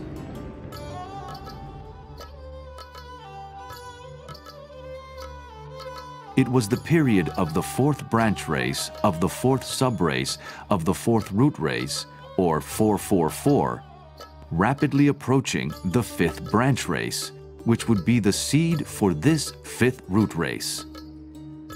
Thus, 444 became 445. The Hindu story of the Mahabharata, of which the Bhagavad Gita is the golden kernel, recalls the first major conflict in Atlantis, where the forces of materialism were ranged against the forces of light. What is this mad and shameful weakness? Stand up and fight. I'm in anguish. I can't see where my duty lies. Teach me. What is Krishna doing? He's speaking to Arjuna. What is he saying? He's telling Arjuna that victory and defeat are the same. He's urging him to act, but not to reflect on the fruit of the act. He says to him, seek detachment. Fight without desire. You say, forget desire, seek detachment. Yet you urge me to battle, to massacre. Your words are ambiguous. I am confused. Krishna tells him, don't withdraw into solitude. Renunciation is not enough. You must act, yet action mustn't dominate you. The sons of King Pandu were the emerging initiates of the next race. Arjuna is one of the well-known characters who worked closely with Krishna. The Pandu brothers were the vanguard of the Atlantean race, destined to be the prototypes of the new fifth root race, also called the Aryan race, from the Sanskrit Arya, meaning noble, not the modern misnomer distorted by fascist thinking. 4 million years ago, the Kali Yuga age of death and destruction was in progress in the fourth root race, whilst an overlapping Satya Yuga, or Golden Age, was starting for the fifth root race.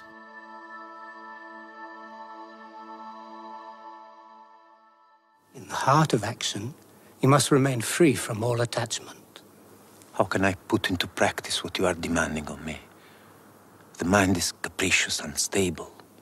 It's evasive, feverish, turbulent, tenacious. It's harder to subdue than taming the wind.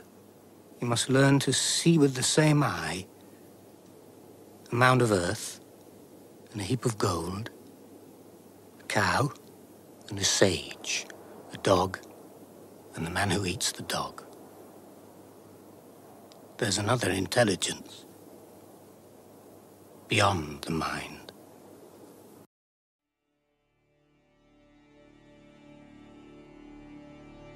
This table shows us that the period of 3102 BC was the start of the Kali Yuga for the 5th root race. And this cycle will continue for another 427,000 years. This date has been one of the problems that have caused major misunderstandings for Western scholars and Hindu pundits, who have incorrectly dated the Mahabharata based upon a limited Western viewpoint, strongly influenced by the Christian timeline of history.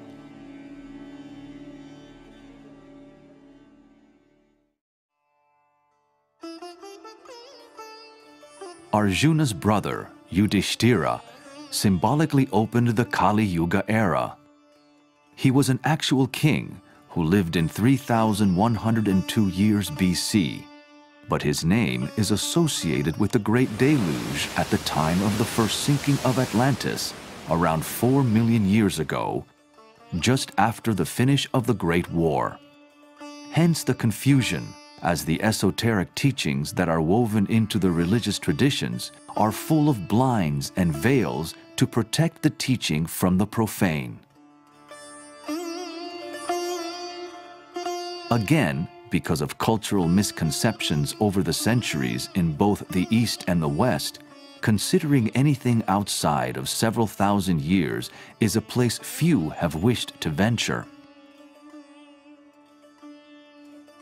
At this critical juncture in the middle of the Atlantean race, initiates were emerging as candidates for the Golden Age or Satya Yuga of the 5th root race. They were in direct conflict with those who wanted to maintain their old ways of materialism, the acquisition of luxury, and the foulest sorceries. The majority of the Atlanteans pursued anything they desired and appropriated it. They were completely immersed in the darkest expression and distortions of their Kali Yuga period. According to the ancient scriptures, part of the Mahabharata war was fought in flying craft known as Vimana, today known as UFOs. This information can be found in the ancient Hindu text, the Vimanika Shastra. That technology, along with the knowledge of pyramid building and solar power, etc., has been in existence for a very long time. They were some of the gifts to the race alluded to earlier. After the war was fought, the first Atlantean flood engulfed the earth, resulting in a large portion of Atlantis sinking entirely beneath the sea. According to the doctrine of the secret sciences, both the war and the flood occurred about 4 million years ago.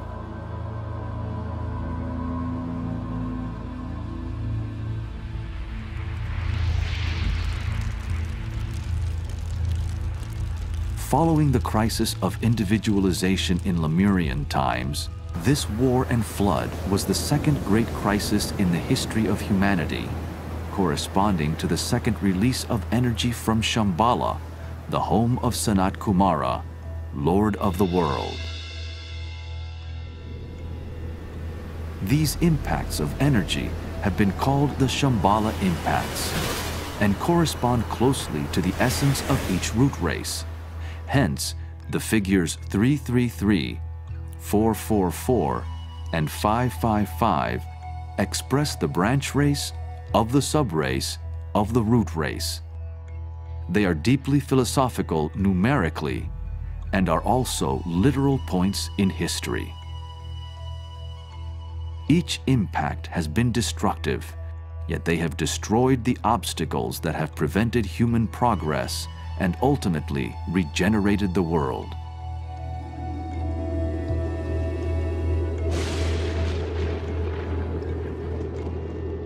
Whenever the history of the universal flood is told, the story of Noah is not very far away. No matter what tradition, or by what name he is called, Nyuha in the Hindu tradition, or Noki in the Andean civilizations, Noah's story is allegorical, deeply symbolic, and literal.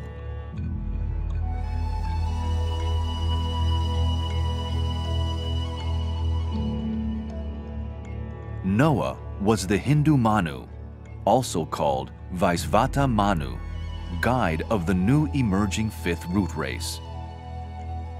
Manus are highly evolved beings who set the archetype and destiny for a race.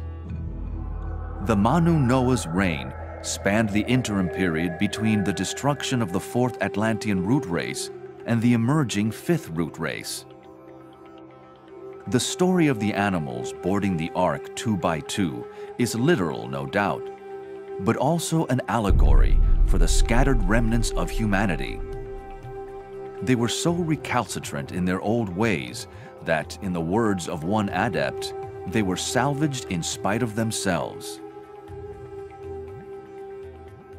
So in light of these 10 Hindu Manus and their Jewish patriarch equivalents, we can consider Noah as the 10th patriarch, who is equivalent to the Hindu Vaisvata Manu. And we have stories in the Bible and in many other traditions around the world in different mythologies of this being who built a large ark and collected animals 2 by 2 and sailed around the world and rescued them. This is the story of the great flood of Atlantis that engulfed most of the planet and only left the mountaintops existent with a few survivors on them. And so the story of Noah's Ark is an allegory for humans being collected, possibly animals too. This being called Noah took all these remnants, or these animals, if you like, back to a location in the Himalayas where he basically bred them over a period of a few million years into a new race. And then when the time was ripe, about 1 million years ago, this race was released down into India as the first sub-race of the fifth root race. And that was their Satya Yuga, that was the golden age of the Hindu race, where there was a very high type of civilization, a very high consciousness driving it as well. So you see this same kind of legend in South America where he's called Nuak, and the same type of story where he rescued the remnants of humanity. And in fact, if you look at the indigenous people, the Aymara people in Peru, you see that they are identical to the Tibetans. And it's quite likely that this Nuak individual took people from South America to a place in the Himalayas.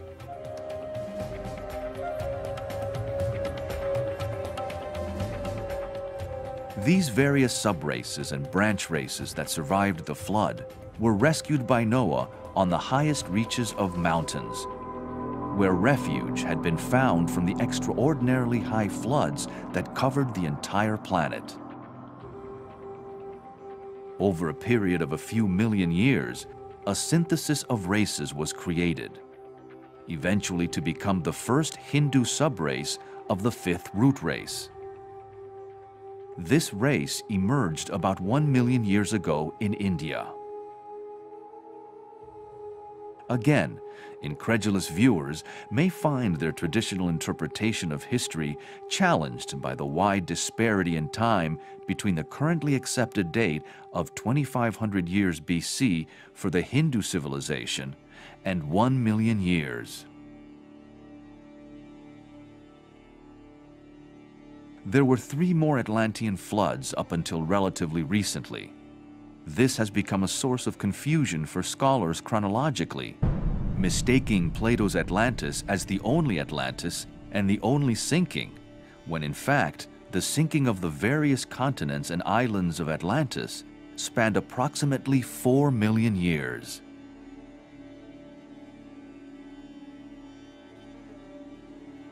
This table depicts the sub-races that have emerged during the fifth root race.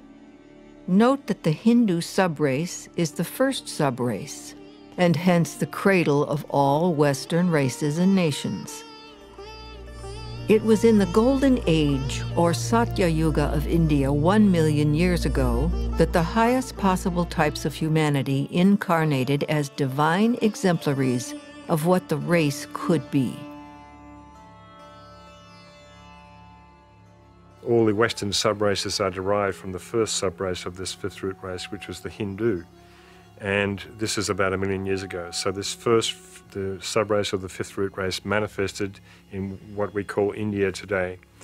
And the other subraces came into being over the last 1 million years. So we have the second subrace, which was the Egyptian Mayan, which had its origins in the south of India, which is now sunk in the Indian Ocean. We have the third subrace, which is the Semitic. We have the fourth subrace, which is the Celtic Latin, and we have the fifth subrace, which is the Teutonic, Germanic, Anglo-Saxon. The Hindu subrace is the foundation of all the Western races, most of whose languages can be traced back to their root stem, Sanskrit. The succeeding subraces emerged in roughly 200,000-year intervals. Well, we are told in the Ageless Wisdom teachings that Sansa is the ancient language of the gods and that it preceded Sanskrit. And Sanskrit, of course, is the ancient language of the Hindus, so Sansa has to be older, at least older than 1 million years, and was probably the main language of the adepts during Atlantean times. It's a symbolic language, and it is there, still exists in the ethers for us to tap into if we so choose.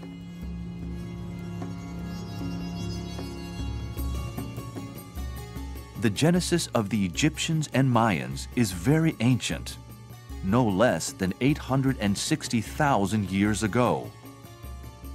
Both groups came from a now sunken part of southern India, the ancient Tamil Nadu, of which Sri Lanka is the remnant. They traveled at the time of the Second Atlantean submersion, finding their way to Ethiopia and Guatemala respectively.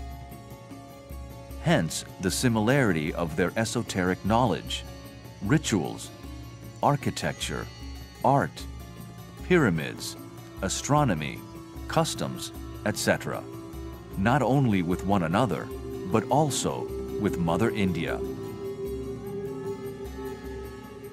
Both groups acted as a bridge between the old Atlantean races and the new fifth root race, though strictly speaking, in consciousness, they were of the fifth root race. Nevertheless, their genesis goes back a long way into Atlantean history.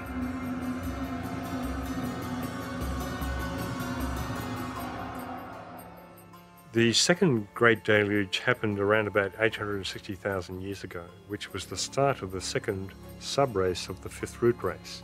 The Egyptians went to what is now known as Ethiopia and gradually worked their way down the Nile over hundreds of thousands of years, and the Mayans went further to Guatemala. And again, we have these language keys to tracing these civilizations. For instance, there are many words used in the Mayan language which resemble words in the language of Sri Lanka. So these are very important keys to tracing civilizations and their cross-fertilization with one another.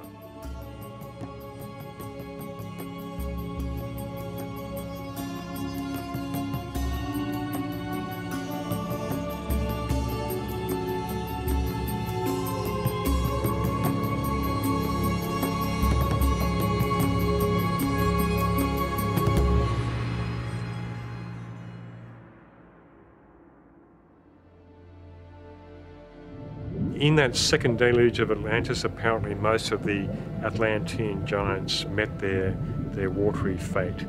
They were wiped off the face of the earth, and a lot of these giants had great magical powers and wreaked a lot of destruction over a long period of time.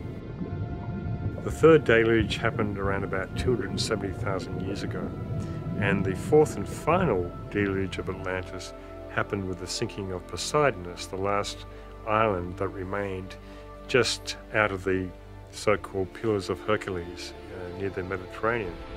And this last sinking of Poseidon occurred around about 13,000 years ago.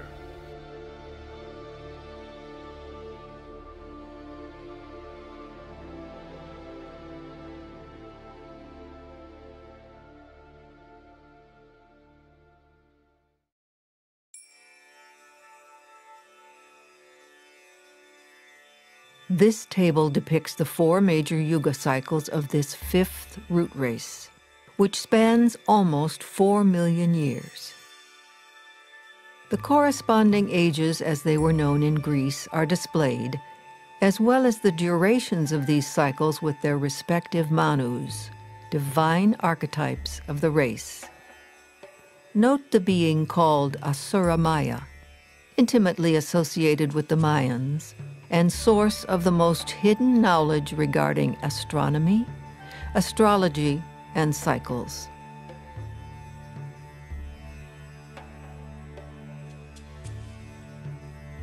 Egypt has been the repository and guardian of the world's mystery tradition for about 800,000 years.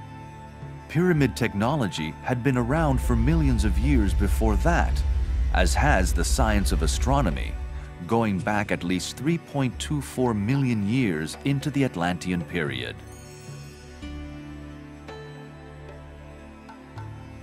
The astronomical records of universal history are said to have had their beginnings in the 3rd subrace of the 4th root race, or the Atlanteans. Ancient knowledge demonstrates that even since the time of the regular establishment of the zodiacal calculations in Egypt, the poles have been thrice inverted. Occult lore states that the poles are inverted every 1,080,000 years. Likewise, other popular subjects of researchers have invaluable clues, such as Stonehenge. Archaic records show the initiates of the 2nd subrace of the 5th root race, moving from one land to the other for the purpose of supervising the building of menhirs and dolmens, of colossal zodiacs in stone. The fact of their crossing from France to Great Britain by land may give an idea of the date when such a journey could have been performed on terra firma.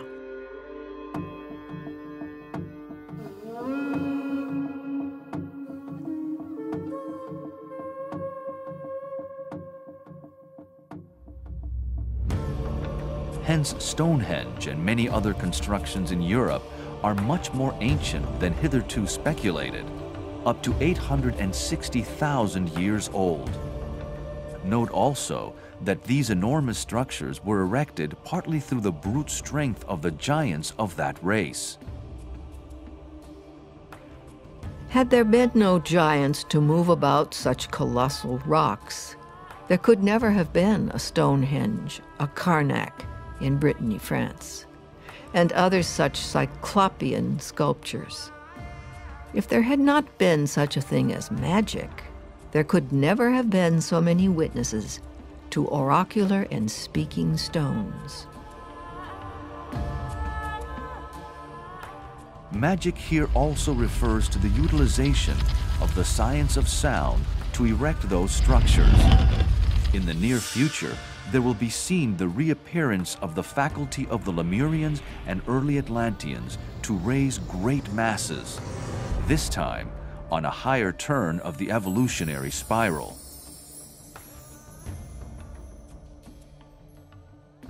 These monuments were raised through the ability of the early builders to create a vacuum through sound, nullifying the force of gravity and utilizing it for their own purposes. This fact is elsewhere corroborated in many parts of the world, where stories abound of priests who used mantrams or harmonious chants to raise huge weights effortlessly. Likewise, the power of sound was used to destroy. In the Christian Bible is the tale of Jericho, a story that has descended to us from Atlantean times. In those days, the use of sound on physical and emotional levels was understood and practiced, being utilized for selfish and materialistic ends in most of the cases. When trumpets were sounded a certain number of times after a rhythmical circuit of the walls of Jericho, those walls collapsed. This was made possible by the secret knowledge of the leaders of the people, who, being versed in the science of sound, and having studied its destructive and creative effects, knew just the moment to apply that science and effect the desired end.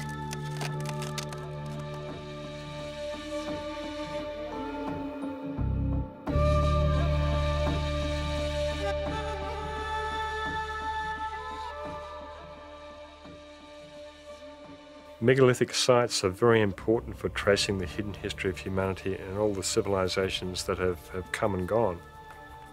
And this is because they tell us, they speak to us about the past, about the consciousness that designed the various temples and buildings and pyramids and so forth.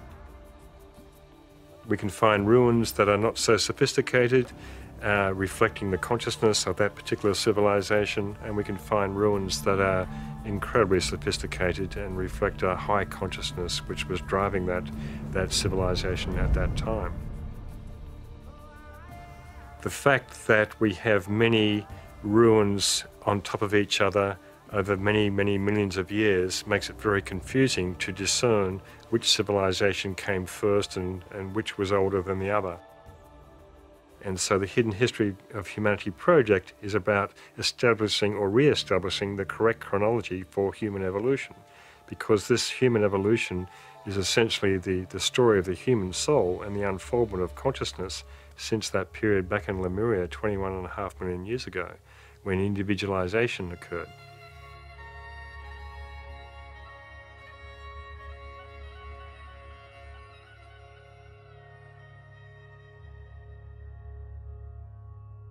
Thus far, the viewer may still be incredulous at these extraordinarily long cycles being discussed here. Consider this. If the precession cycle of 25,920 years was known to the ancients, then they may well have studied and lived through those cycles at least a few times.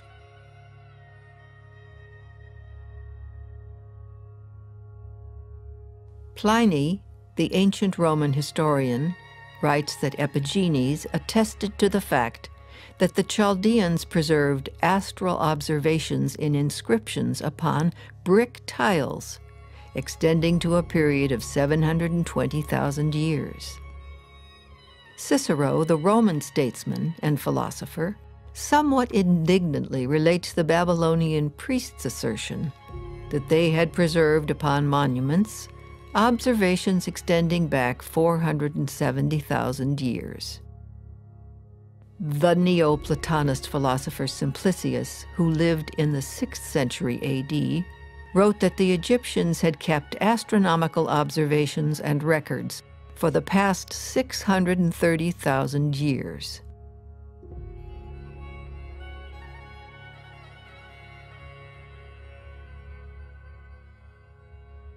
There are numerous examples of these kinds of figures from historians and philosophers like Pythagoras and Plato, who lived in our relatively recent history, but who were in touch with a much greater antiquity. In Plato's ancient writings, he talks about this 9,000 years before his time, but this is also a veil for a greater period of time where he's talking about the second flood of Atlantis 900,000 years before his time. And so he's talking about two floods at the same time in his writings, because he was an initiate or a master. So his writings can be interpreted on several levels. Why would these recognized and respected commentators in many fields contrive these figures independently of one another? Modern authors have also ignored data that is available to them in their own disciplines, such as the Hindu or Mayan systems for measuring time. As Wendell Phillips once said, we have a pitying estimate for the narrowness, ignorance, and darkness of the bygone ages.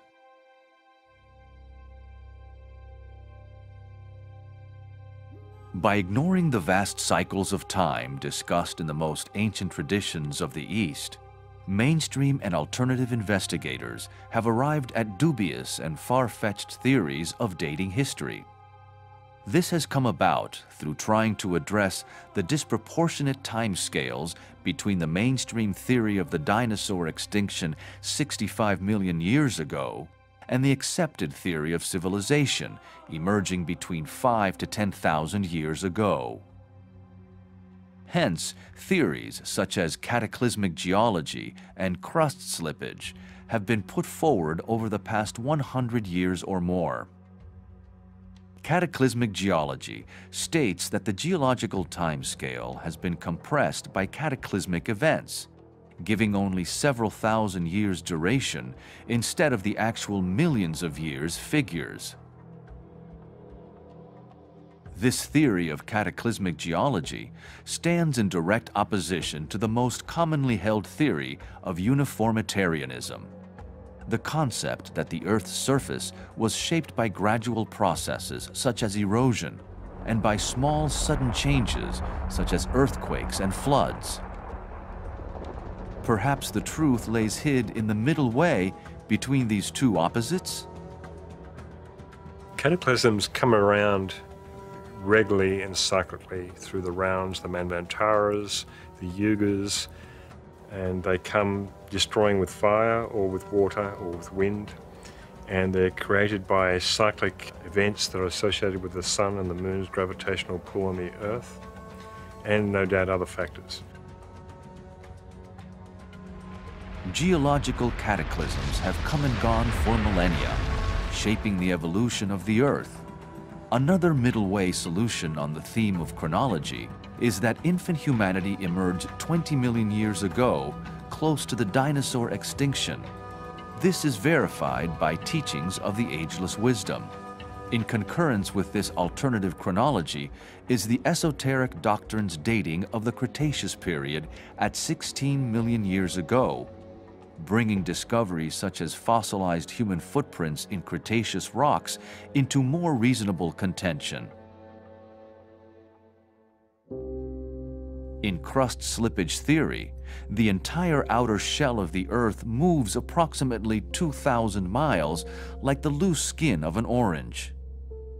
This theory was based upon the idea of continental drift that posits the existence of an ancient supercontinent called Pangaea or Gondwana land, where all current continents were joined together, gradually drifting apart.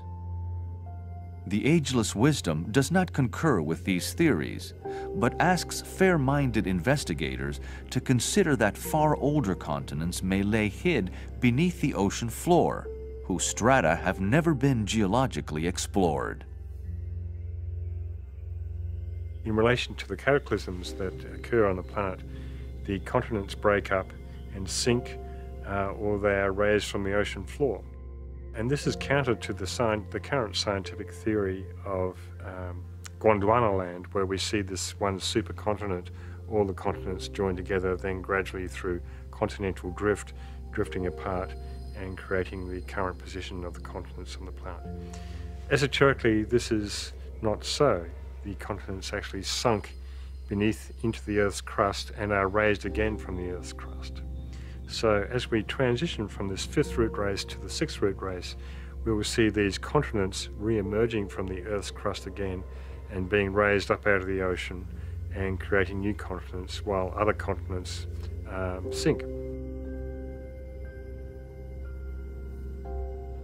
Like Lemuria and Atlantis, today's continents have several times been submerged and then reappeared, bearing new groups of humanity and civilizations.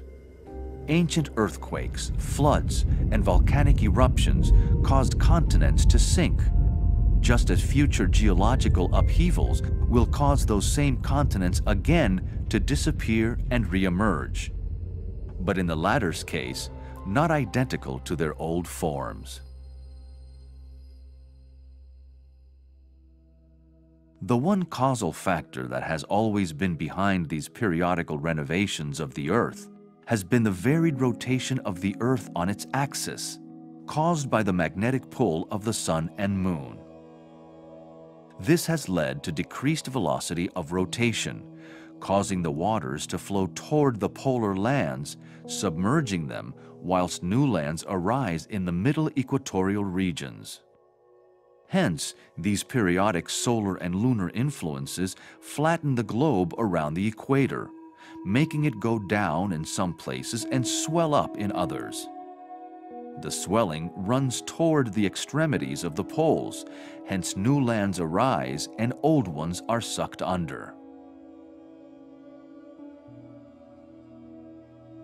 Related to the phenomenon of decreased axial rotation are periodic tilts of the Earth's axis that bring on ice ages and floods, creating exterminations of civilizations, flora, and fauna.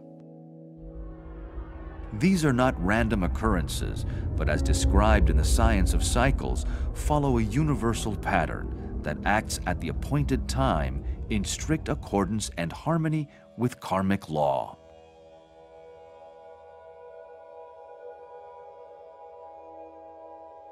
According to the ancient wisdom, there have already been 4 axial disturbances where the old continents were engulfed by the oceans, other lands appeared, and huge mountain chains arose where there had been none before. The face of the globe was completely changed, yet each time it required several thousand years of remodeling. Humanity is today approaching another axial tilt in this transition phase between the 5th and 6th root races over the next 25,000 years.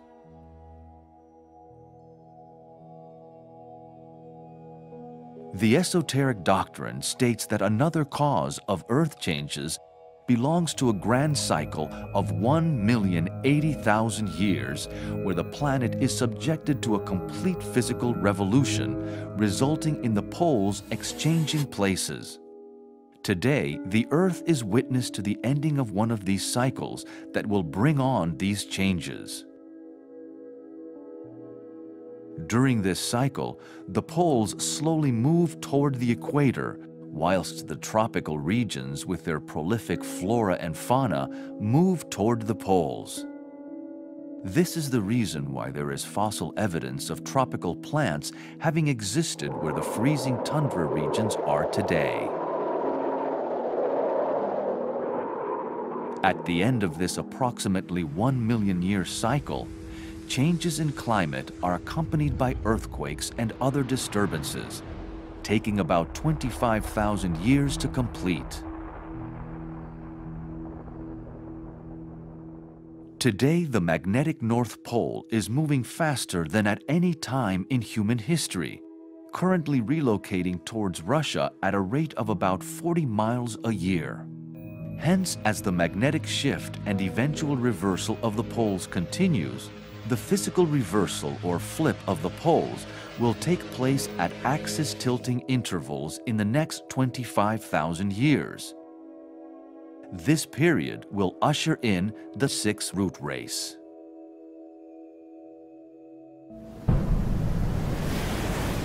The 4th and final sinking of the Atlantean continents and islands was that of Poseidonus in 9564 BC.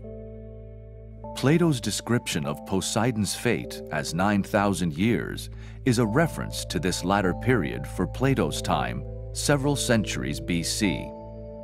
But it is also a veiled reference to the aforementioned second major sinking of Atlantis, which took place nearly 900,000 years ago. Atlantis was not in one particular place, as many investigators seem to think. Its islands and continents were scattered around the globe. So ancient Atlantis was centered in the USA, where the USA is today, but it was scattered all over the globe. There was no one Atlantis to be found anywhere. Where many books are written about this, oh, I finally found Atlantis, but the author does not realize that Atlantis comprised many continents in the Atlantic Ocean, south of India, in the Pacific Ocean, and so forth. But we are told in the Ageless Wisdom teachings that the main continent, or the main hub of civilization of Atlantis, was centered in the USA. And so the North American Indians are actually remnants of the latter subraces of the fourth root race, of the Atlantean root race. Indeed, many of their rituals and customs are very similar to the Tibetan rituals and customs, and there have been several books written about this by academics. And so again, we have this connection. You know, there are various theories saying that they came over the land bridge in Alaska and so forth, but it more than likely has its origin with Noah and the ferrying of survivors to different parts of the world.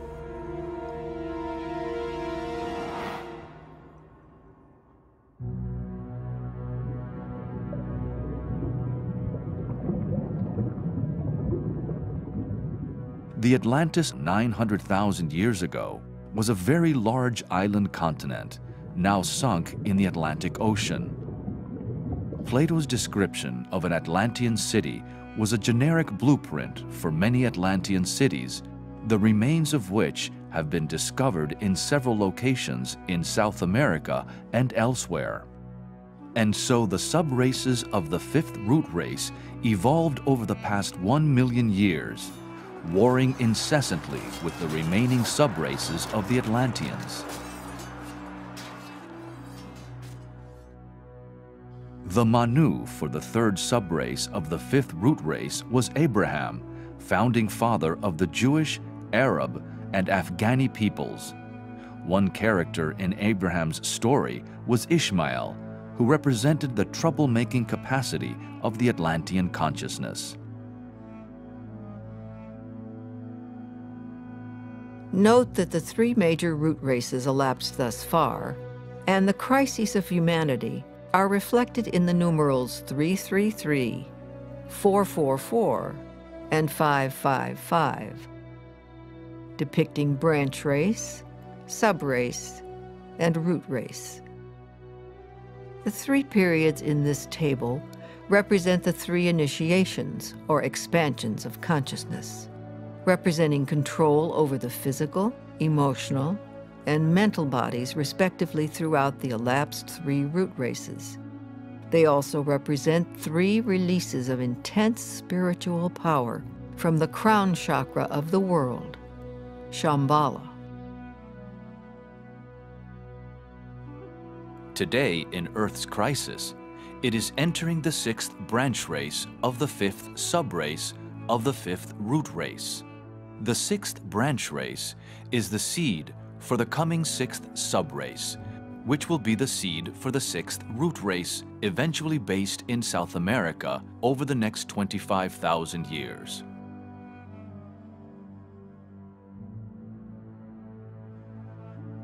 The United States is playing a critical role as a bridge between the last subraces of the fifth root race and the beginnings of the sixth root race, initially based in Brazil. So in the USA, we have a melting pot of races. We have black, white, brown, yellow, you name it. And it's creating a new blend color-wise, and where they say everyone will be brown eventually.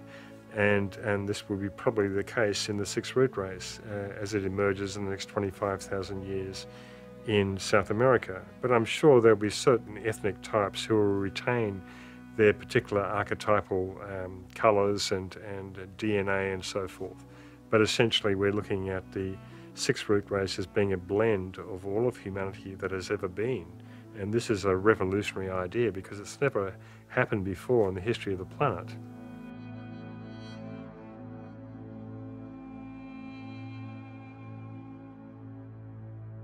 The sixth root race returns to the middle of South America, where the old power spots are gradually reawakening.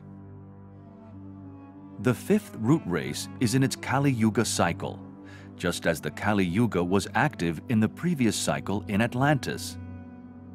As mentioned previously, This confusion of the Kali Yugas of the 4th and 5th root races led to major errors in chronology. It is said that ultimately, the 5th root race will be destroyed by fire, through volcanoes and earthquakes, just as the Atlantean race was destroyed by water.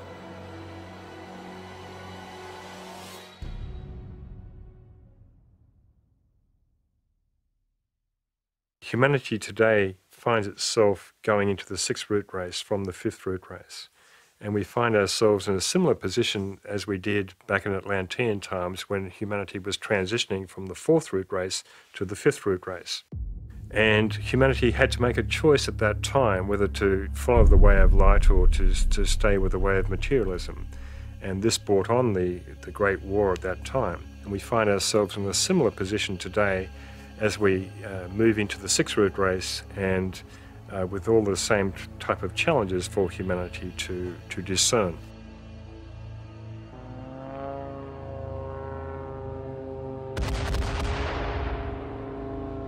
World Wars I and II are subjectively regarded as one war, a recapitulation of the ancient Mahabharata conflict, with the same forces ranged against each other, the so-called Lords of the Dark Face versus the Lords of Shining Countenance. So it's important to understand today that we are in a 3rd phase of the World War. It currently exists in the mental plane, but depending on humanity's choice, it could go to the physical plane as it did in World War I and II. World War I and II are regarded esoterically as one war and as a recapitulation of the Atlantean War, where the same forces were ranged on both sides. And this time, in World War I and II, the forces of light triumphed.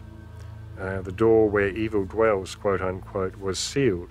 But in the last 70 years since World War II, that door has drifted ajar somewhat, and the forces of materialism have refined and consolidated their position even more. So now we have this 3rd phase of the World War that is raging upon the mental plane in terms of the world of ideas, ideologies, and so forth. And it is through conferencing, communications, politically, culturally, and so forth, that will bring about a resolution of this problem. But the point of least resistance, as it always has been for humanity, is to work it out on the physical plane through sheer force.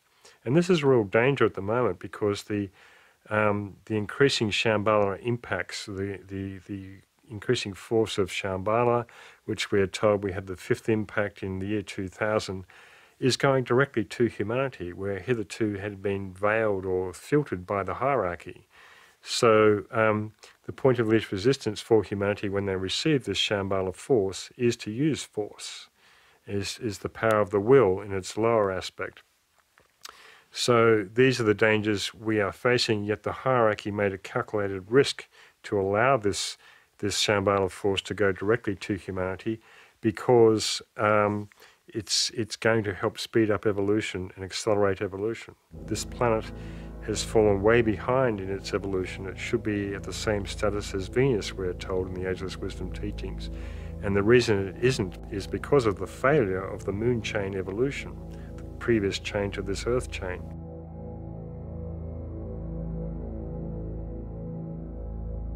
It is interesting to note also that the lost Atlantean technologies are starting to re-emerge once more in this day and age.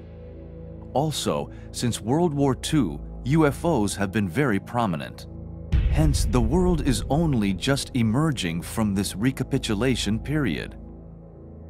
It is now upon the upward swing of the pendulum, from the middle period of the root races, but also the halfway mark of the entire planetary scheme. The war between these opposing forces of materiality and light still rages upon the mental plane, as humanity finds its way through the darkness before the dawn, toward the approaching Aquarian cycle, reminding us of William Blake's immortal words, "I will not cease from mental fight, nor shall my sword sleep in my hand."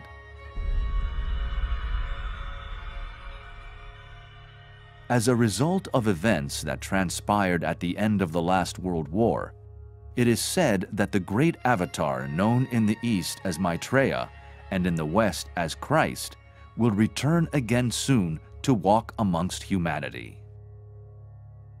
The hierarchy have planned to externalize amongst humanity once again for the first time in about 3 or 4 million years. So we are really living in extraordinary times. The forces of materialism know this, are aware of this fact, and are fighting tooth and nail to keep the status quo the way it is, so that the forces of light do not manifest.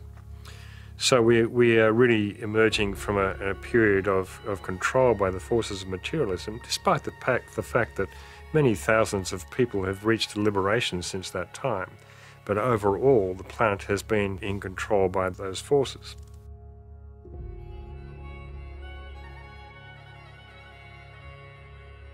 Why have the Mayans come to assume such prominence in popular thought in the past 50 years? We have been told that there will be an alignment with the galactic center, yet is the end and beginning of 2 26,000-year precession cycles. This will be taking place in Aquarius on the Greater Wheel, coinciding with the more well-known 2,160-year cycle in Aquarius on the Lesser Wheel.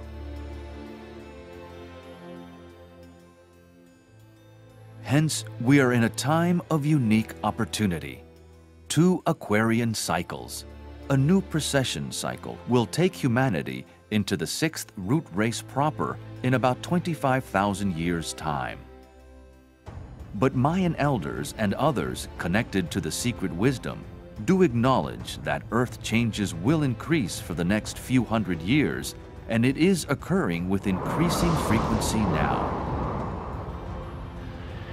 Humanity regards these kind of events as material disasters, yet they have always been cyclic in nature and accompany the shift of consciousness from one race to another, just as there is usually a new continent that is raised for the new race.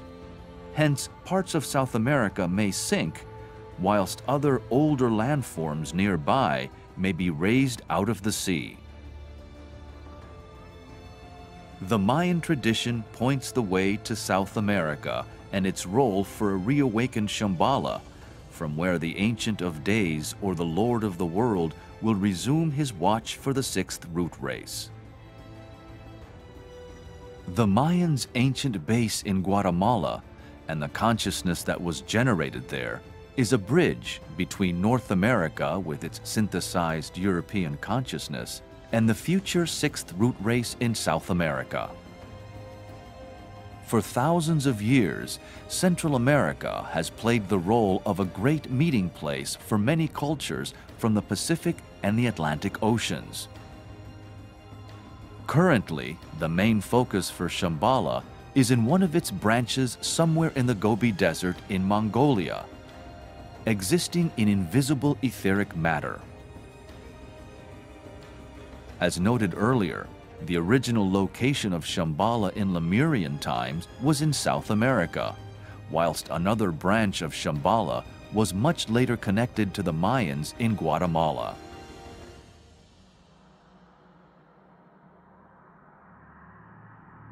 Hence, a full circle cycle approaches, where the focus of this planetary crown chakra we call Shambhala will shift to South America once more. Occult lore states that during this period, Britain will sink entirely, whilst a large chunk of California will disappear.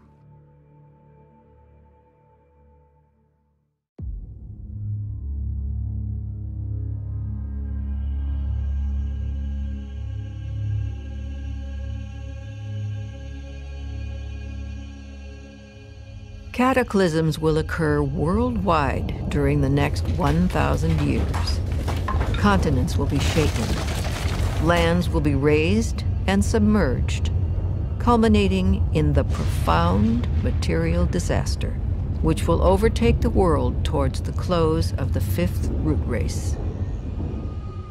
This will usher in the infant 6th root race, Yet all of these events happen within naturally occurring cycles.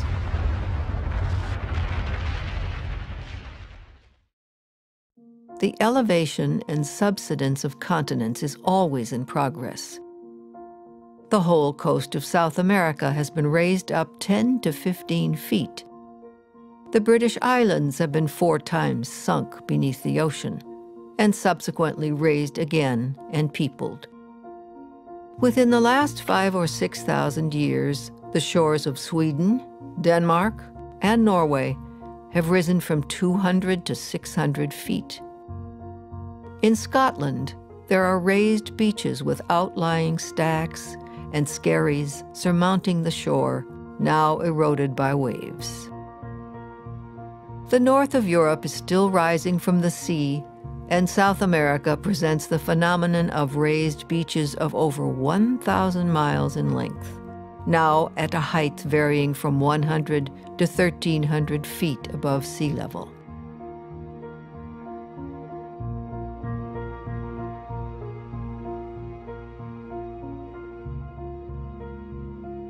Forms, whether they are land masses or humans, come and go.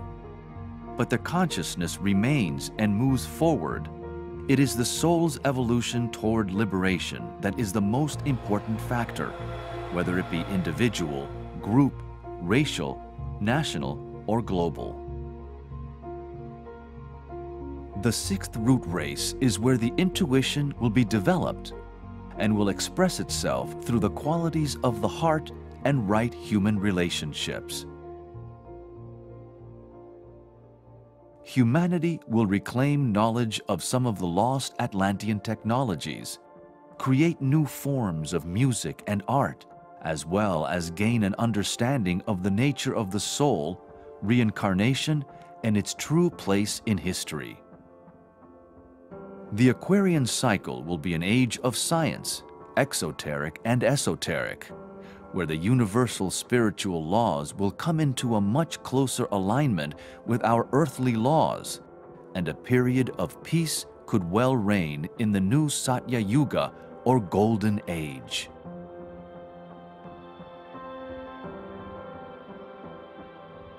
The 6th subrace represents a synthesis of all Western and Eastern races, particularly in the USA.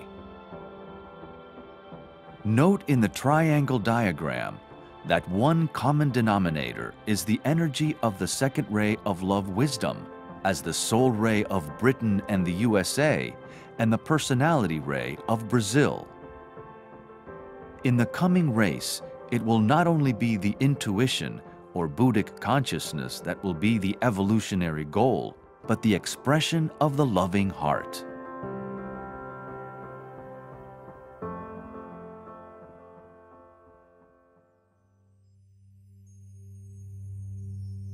The nature of the soul is relationship, and the challenge for humanity is to demonstrate right human relations. It is one of the keys of the imminent Aquarian cycle.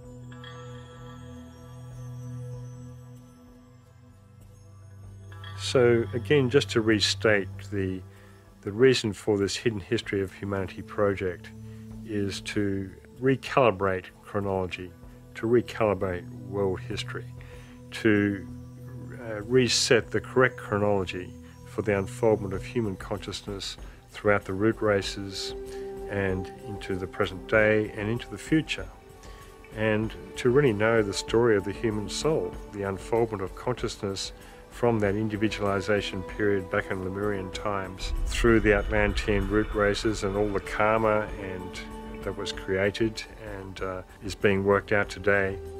This can only be an empowering factor for humanity to help guide it into the new 6th root race which is emerging.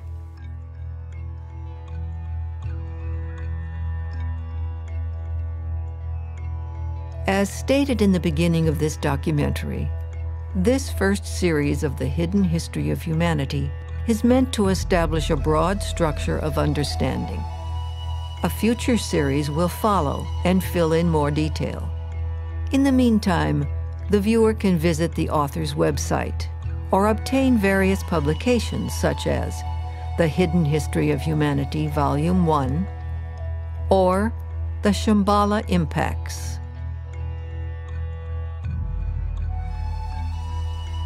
The possibility of discovering and understanding the origin of the human soul and its divine pedigree is imminent in our time.